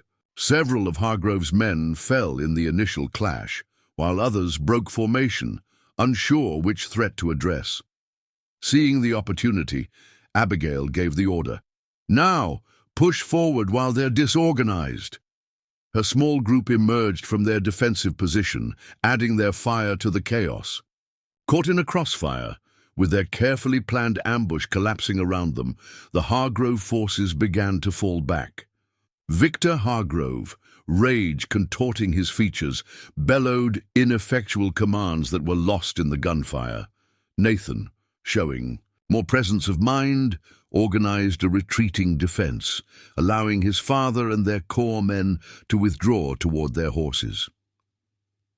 Within minutes, what had begun as an overwhelming Hargrove advantage had transformed into a rout. Their forces scattered, some fleeing east, others south, abandoning any pretense of coordination. Eli rode up to Abigail's position, his face streaked with sweat and gunpowder residue. "Miss Bennett, you all right?" "Thanks to your timing," she replied, relief evident in her voice. "How did you know where to find us?" "Samuel sent a rider when they reached the side passage. Said you were planning something foolish." A rare smile crossed Eli's weathered face. "Figured you could use some help being foolish." As the Hargrove men disappeared over the horizon, Abigail took stock of their situation. They had 3 wounded. Men, none critically, and had expended significant ammunition. But they had achieved their primary objective. The main herd was safely on its way to Cheyenne, and the Hargroves had been dealt a significant blow to both their forces and their reputation. Charlotte joined them, wiping blood from a graze. On her cheek, "We won the skirmish," she observed, "but the war's just beginning. Victor Hargrove won't forget this humiliation." "No," Abigail agreed, watching the last dust cloud from the retreating Hargrove riders. "But neither will anyone else in the territory. The story of how the Alliance stood against the mighty Hargroves and prevailed will spread. Others will be emboldened to join us." She turned to face the gathered ranchers and hands who had fought alongside her, men who had risked everything against a seemingly invincible enemy. They were tired, dusty, some wounded, but there was a new confidence in their bearing. "Today, we protected our cattle, our livelihoods," she told them. "But more importantly, we proved that together we cannot be intimidated or defeated. This territory doesn't belong to Victor Hargrove. It belongs to all who work the land honestly and fairly." As they prepared to ride west to rejoin Samuel and the herd, Abigail felt a sense of transformation. She had come to Wyoming as a mail-order bride, seeking a new life with a man she knew only through letters. Instead, she had found purpose in defending his legacy and building something even greater, an alliance of independent ranchers who refused to be conquered. The Cheyenne cattle auction yielded better prices than anyone had dared hope. Despite the obstacles, the combined efforts of Callaway Ranch hands and their allies had delivered the herd in excellent condition. Buyers noted the quality of the stock, and with beef prices trending upward due to increased demand from eastern markets, the timing couldn't have been better. Abigail stood with Samuel and Eli as the final tally was calculated. The bank representative counted out the payment, over $30,000, nearly 20% more than Thomas had projected in his previous year's ledgers. "Never seen a drive with more troubles bring in better returns," Samuel marveled, as they secured the money in the bank's vault for safekeeping until their departure. "We earned every dollar," Eli remarked, his normally stoic expression showing a hint of satisfaction. The success was bittersweet for Abigail. This should have been Thomas's moment of triumph after years of careful breeding and range management. Instead, she found herself accepting congratulations from buyers and other ranchers, many of whom regarded her with a mixture of curiosity and newfound respect. Word of the confrontation with the Hargroves had reached Cheyenne ahead of them, growing more dramatic with each retelling. By the time Abigail arrived, the story had her personally out shooting a dozen Hargrove gunmen while orchestrating a brilliant tactical defense. She made no attempt to correct these exaggerations, recognizing their value in establishing the alliance's reputation. The night before their planned return to Wyoming Territory, Abigail gathered her core team, Eli, Samuel, Daniel Cooper, and Frank Reynolds, in a private dining room at their hotel. Charlotte Mason had also joined them, having accompanied the drive to represent her father's interests. "This success changes things," Abigail began, once their meal had been served and the door closed against eavesdroppers. "The Hargroves know they can't intimidate us individually any longer. Their next move will be more calculated."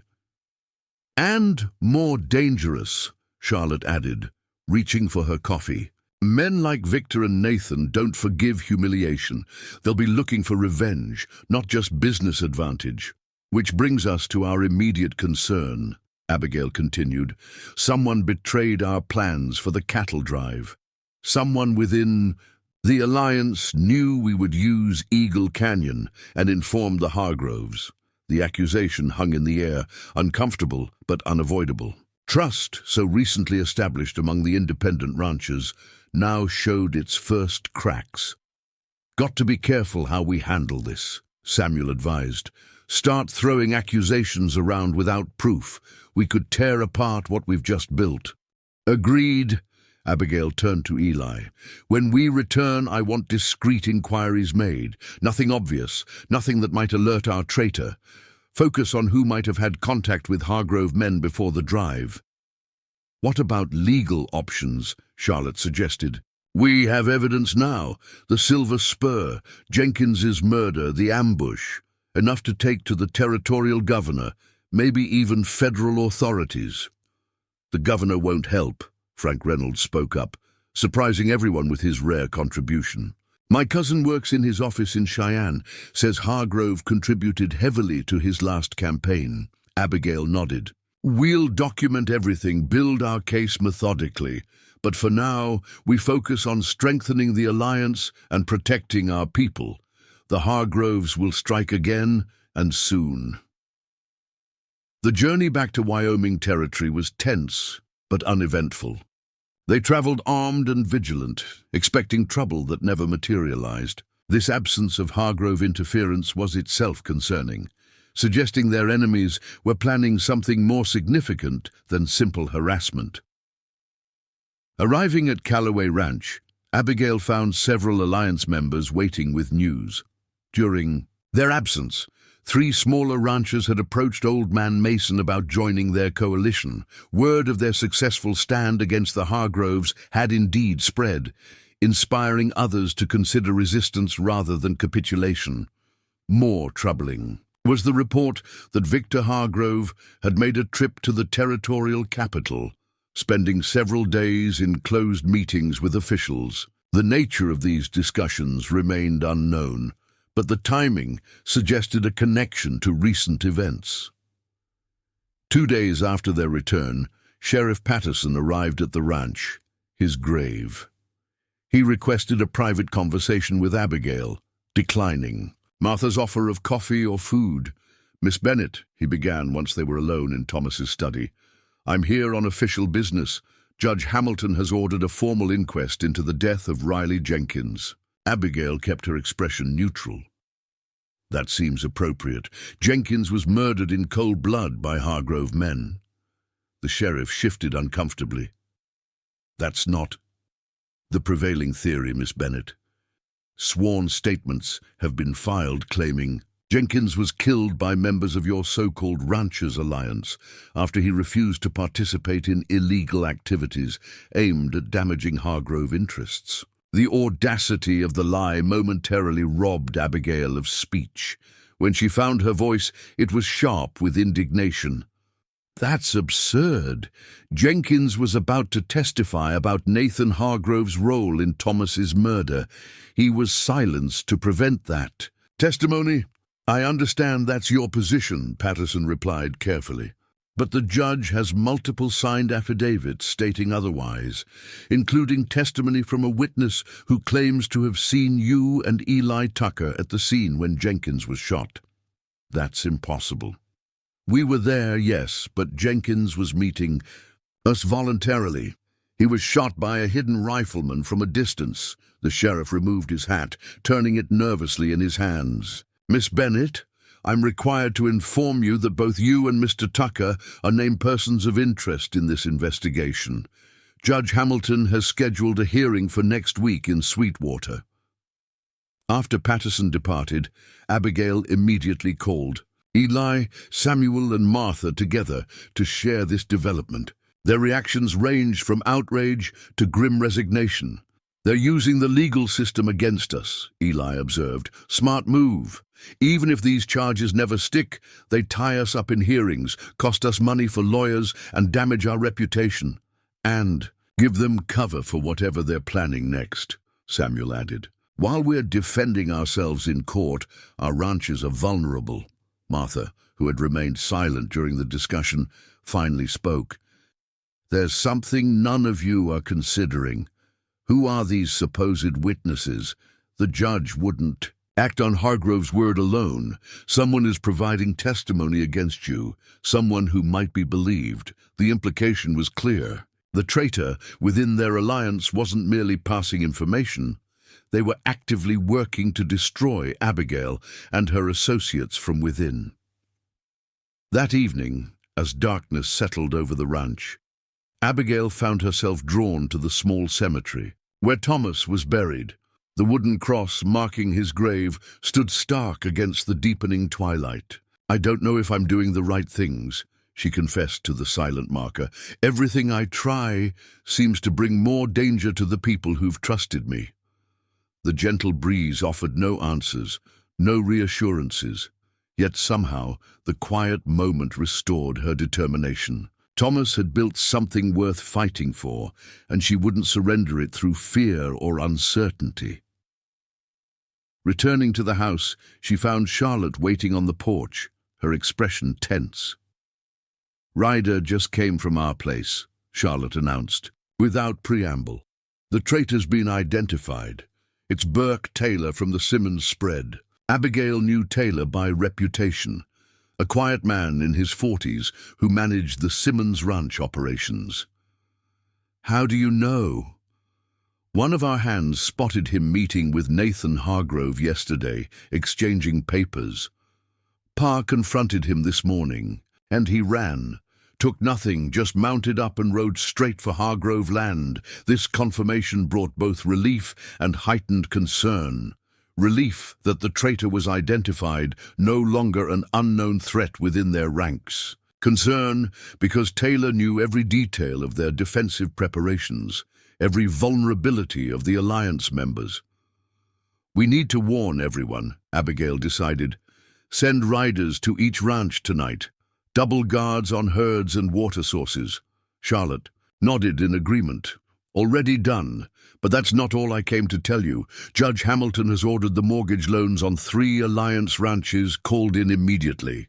The Patterson place, Simmons's spread, and Walker's operation. Can he do that legally?" when the bank holding the notes is owned by Victor Hargrove's brother-in-law? Apparently so. Charlotte's expression darkened. They're due in full within 30 days. None of them can raise that kind of cash so quickly. The strategy was brutally effective. Unable to pay their loans, these ranchers would lose their properties, which would inevitably be acquired by the Hargroves at auction. The alliance would be weakened, their unified front fractured. How much is needed? Charlotte named a figure that made Abigail's breath catch. Nearly $18,000 combined. Almost 2/3 of what Callaway Ranch had just earned from the cattle drive. The calculation was simple, but agonizing. She could save these ranches with the money in the Cheyenne Bank, but it would leave her own operation dangerously short of operating capital for the coming year. Thomas would have understood the dilemma perfectly.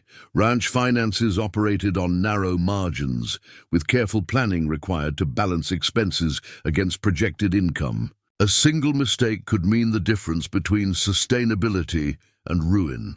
Yet Thomas had also been the one to recognize the value of standing against Hargrove expansion, of protecting the independent ranchers who maintained the territory's economic diversity.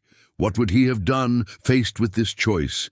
We'll cover the loans, Abigail decided, all of them, but not as charity, as investments. Callaway Ranch will take a 20% interest in each operation in exchange for clearing their debts. Charlotte's eyes widened. That's uncommonly generous. Most lenders would demand controlling interest. We're not most lenders. We're allies. But business is still business. I have to protect Callaway Ranch's interests while helping our friends. The next morning, Abigail dispatched Eli to Cheyenne with instructions to withdraw the necessary funds and arrange the legal documentation for the loan repayments and investment agreements. It was a risk sending him alone with such a large sum, but speed was essential, and Eli was the one person whose loyalty she never questioned. While awaiting his return, Abigail focused on preparing for the upcoming inquest into Jenkins's death. She met with Jasper Miller, now recovered enough to travel, ensuring his eyewitness account of the Black Rock Pass attack was properly documented. She also wrote to Lucinda Miller at the Sweetwater Gazette, providing a detailed timeline of events surrounding Jenkins's murder. 4 days later, Eli returned with news that the loan payments had been processed and the investment agreements filed. With the Territorial Land Office, the threatened ranches were secure, at least temporarily, and the alliance had held together despite the Hargroves' attempt to fracture it financially. But Eli brought other news as well. Disturbing information. Gathered during his time in Cheyenne, Victor Hargrove has applied for a federal water rights adjudication, he reported as they sat in Thomas's study, claiming Silver Creek should be reclassified as part of the North Platte watershed system, which would put it under different territorial regulations. What would that mean for us? Abigail asked, though she already suspected the answer. If approved, downstream users, meaning Hargrove, would have priority claim on the water. We'd be limited in how much we could divert for irrigation or cattle. It was a sophisticated attack, using federal regulations rather than brute force. Without adequate water rights, Callaway Ranch's value and productivity would plummet. The Hargroves could then acquire it at a fraction of its worth, without firing a single shot. When is this adjudication scheduled? 3 weeks from now. Federal Water Commissioner is coming from Washington to conduct the hearing. Then we have 3 weeks to prepare our case, Abigail stated, rising from her chair with renewed purpose.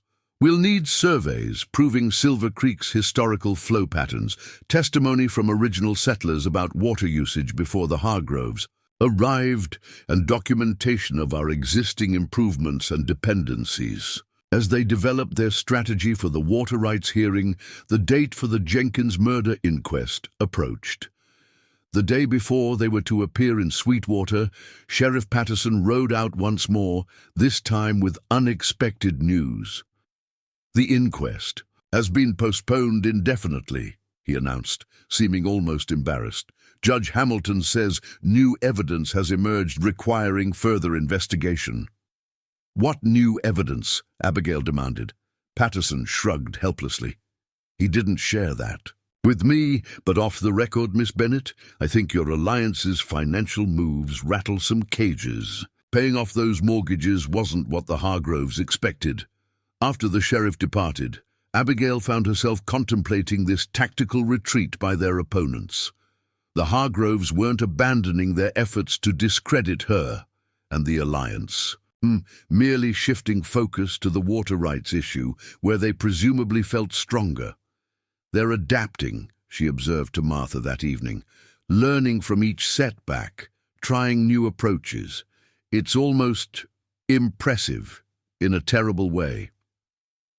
Victor. Hargrove didn't build his empire by being stupid, Martha replied, as she mended a torn shirt by lamplight. He's ruthless and greedy, but never underestimate his intelligence.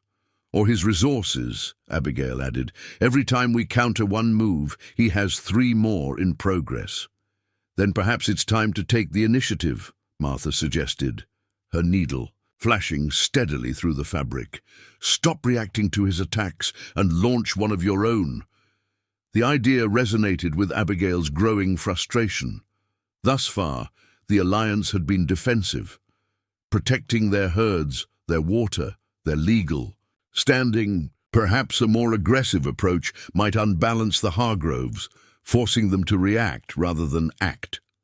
The opportunity came unexpectedly the following day. Charlotte arrived at mid-morning, her horse lathered from hard riding. You need to see. This, she said, pulling a folded document from her saddlebag. Found it on a Hargrove rider we caught scouting our north boundary. He got away, but dropped his satchel. Abigail unfolded the paper to reveal a detailed map of Hargrove land holdings. But what caught her attention were the markings along the western border, an area adjacent to federal forest reserves that had been highlighted with notations about timber quality and potential access routes. Are they planning to harvest timber? She asked, studying the markings. Charlotte's eyes gleamed with the satisfaction of someone delivering significant news. Look at the approval stamp at the bottom. There it was. A federal timber harvest. Permit signed by a Department of Interior official, granting rights to extract lumber from the adjacent forest reserve. The date was from the previous year, but a handwritten note indicated operations to commence May 1875. This is illegal, Abigail realized. The Hargroves don't have authority to log federal reserves. Exactly.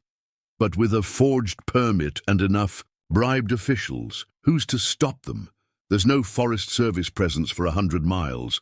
The implications were clear.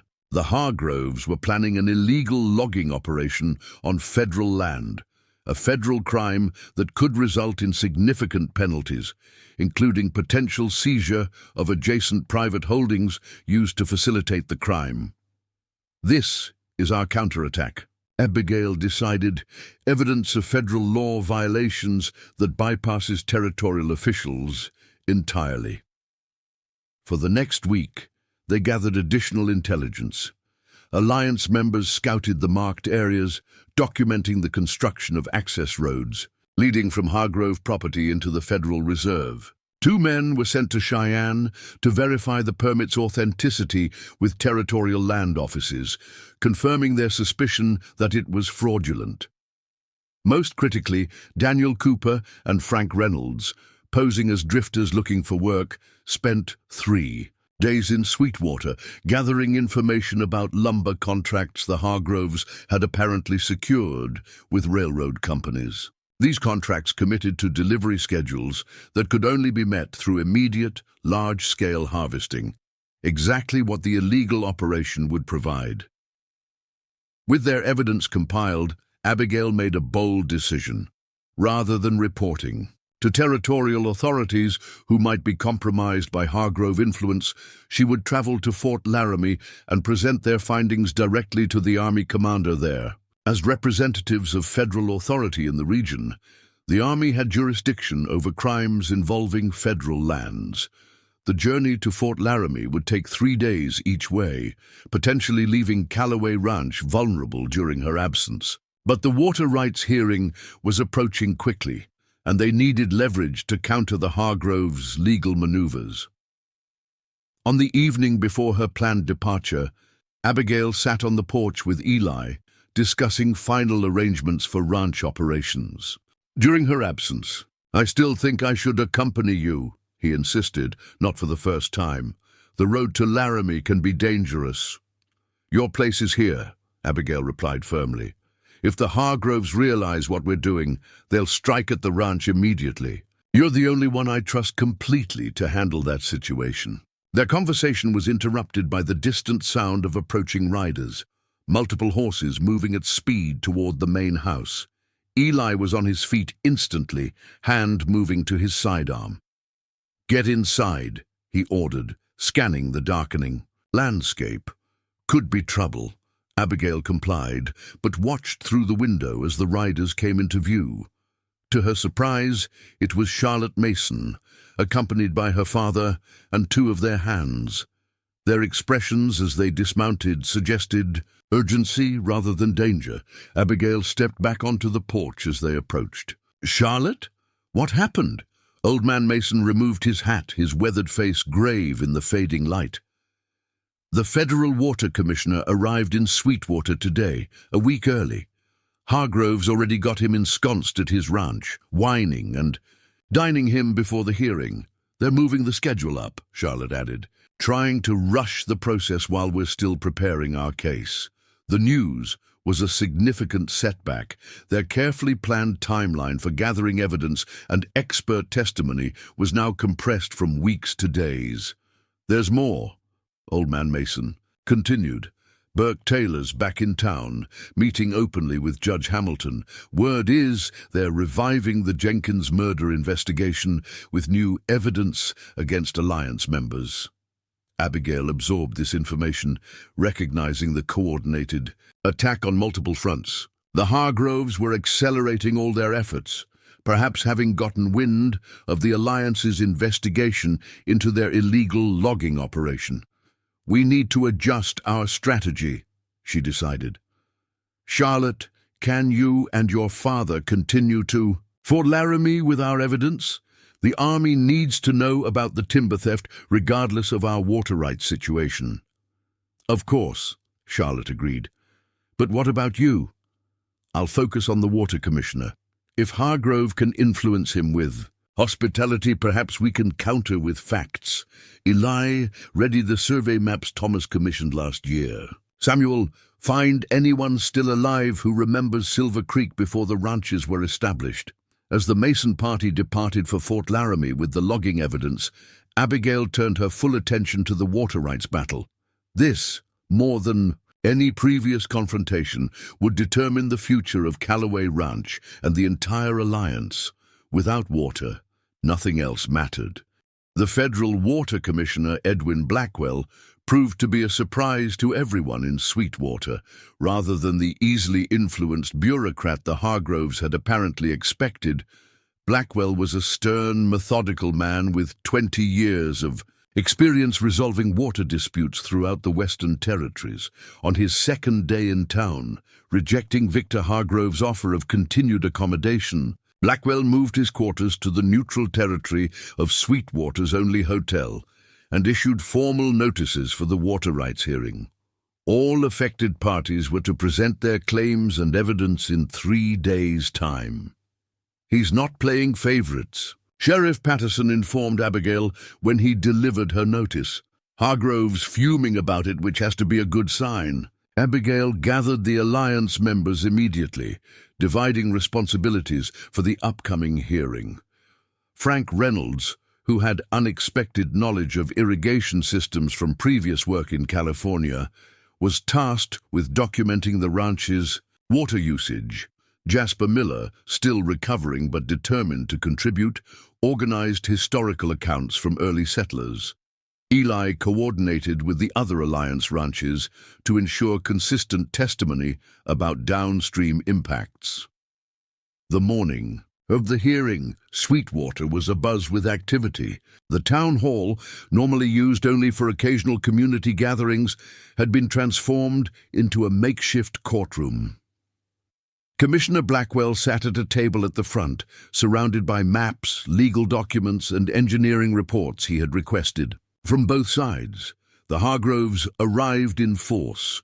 Victor and Nathan, their lawyer from Cheyenne, and several experts they had brought to testify about watershed management and territorial water law. They projected confidence, greeting supporters with handshakes and assurances that the proceedings were merely a formality.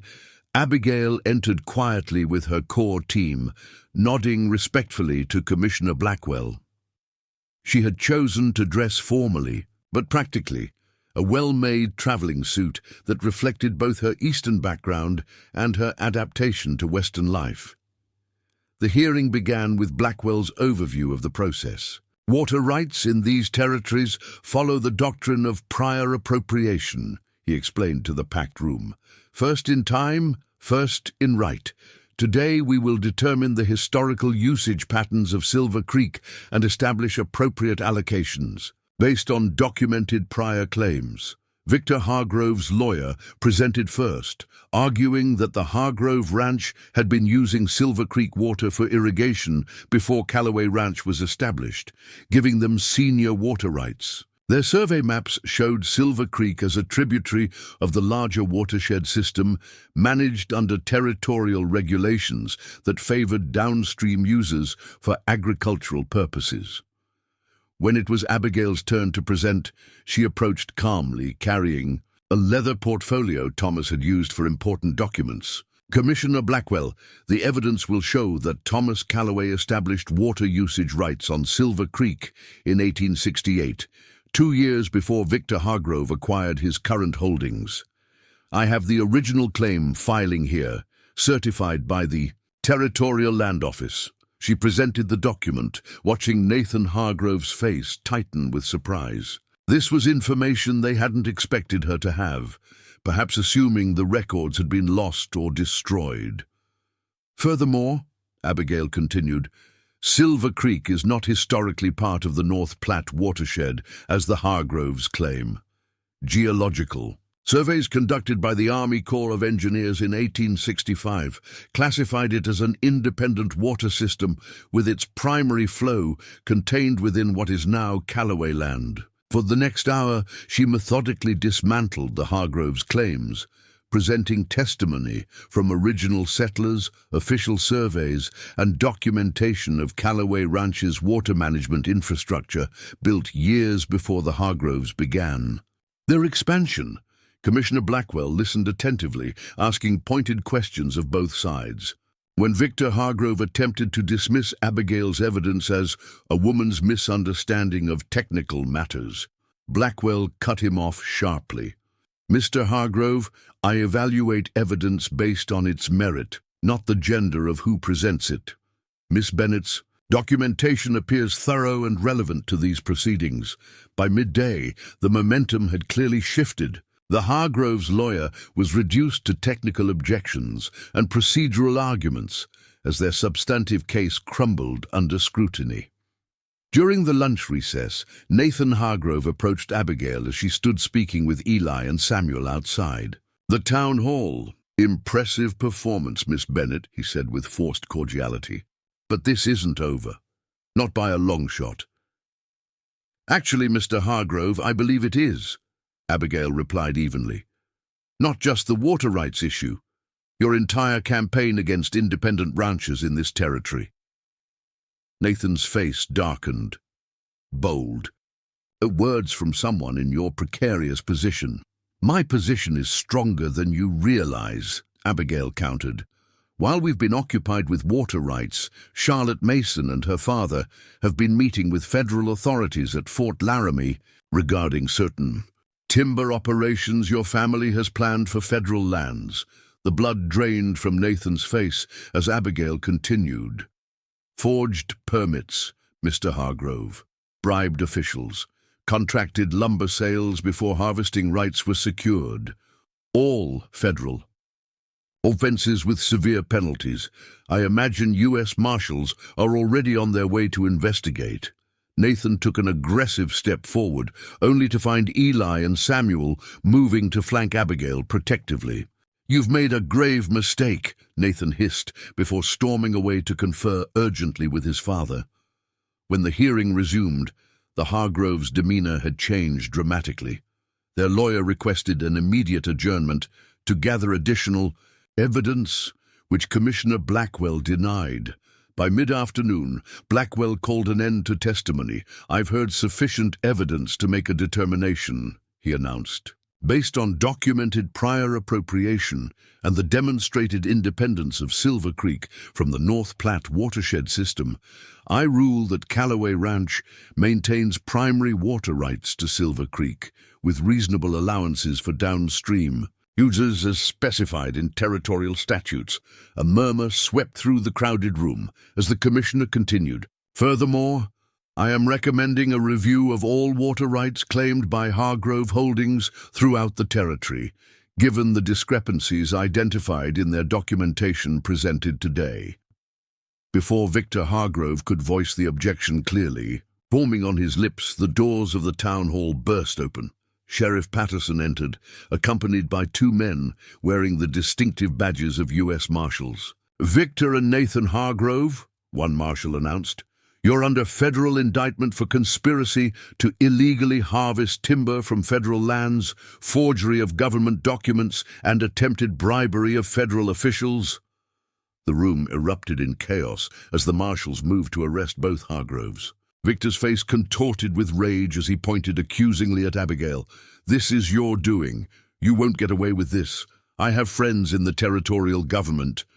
"Perhaps," the marshal replied coolly, "but this is a federal matter now, outside territorial jurisdiction. Your friends can't help you." As the Hargroves were led away, Commissioner Blackwell approached Abigail. "Interesting timing, Miss Bennett." "Purely coincidental, Commissioner," she replied with carefully measured innocence. "Justice often arrives in unexpected ways."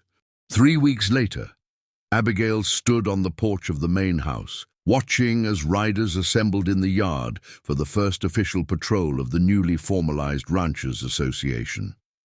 Following the Hargroves' arrest, the alliance had transformed from a defensive coalition into a proper organization with bylaws, regular meetings, and coordinated activities benefiting all members.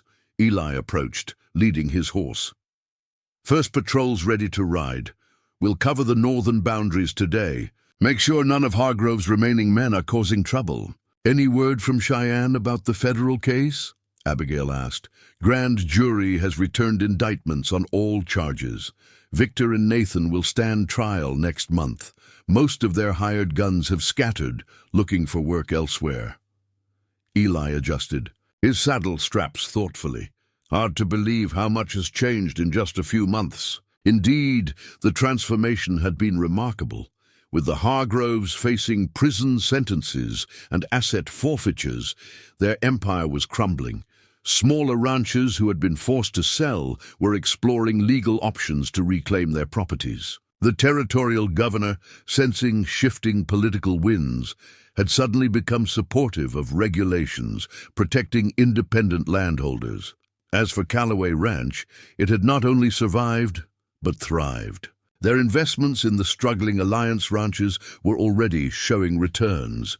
The reputation they had gained through standing against the Hargroves attracted quality hands looking for work. Plans for the next season included expanded herds and improved breeding stock. "Miss Bennett," Martha called from the doorway, "letter just arrived for you. Express post from Boston." Abigail accepted the envelope, recognizing her sister's handwriting. She had written to her family after the cattle drive, sharing some of what had transpired since her arrival in Wyoming Territory. This would be their first response. Opening the letter, she scanned its contents, a smile gradually forming on her lips. "Good news?" Eli inquired. "My younger sister wants to visit," Abigail replied. "Says Boston seems terribly dull after hearing." about my adventures. My parents are horrified, of course, but apparently she's quite determined. Another Bennett woman in Wyoming, Samuel commented as he joined them on the porch. Territory may not be ready for that. Later that evening, as sunset painted the western sky in brilliant hues of orange and purple, Abigail walked alone to the small cemetery. Thomas's grave was no longer marked by a simple wooden cross. A proper headstone had been placed, carved from local granite, bearing his name and the words founder, builder, visionary. I think you would approve of what we've accomplished, she said quietly. The ranch is secure. The alliance is strong.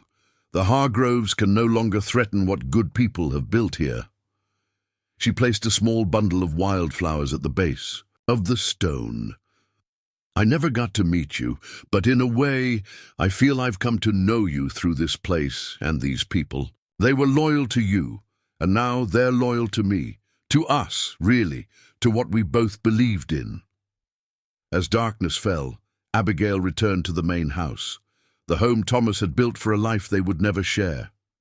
Yet somehow, she had found her own place here, created her own purpose.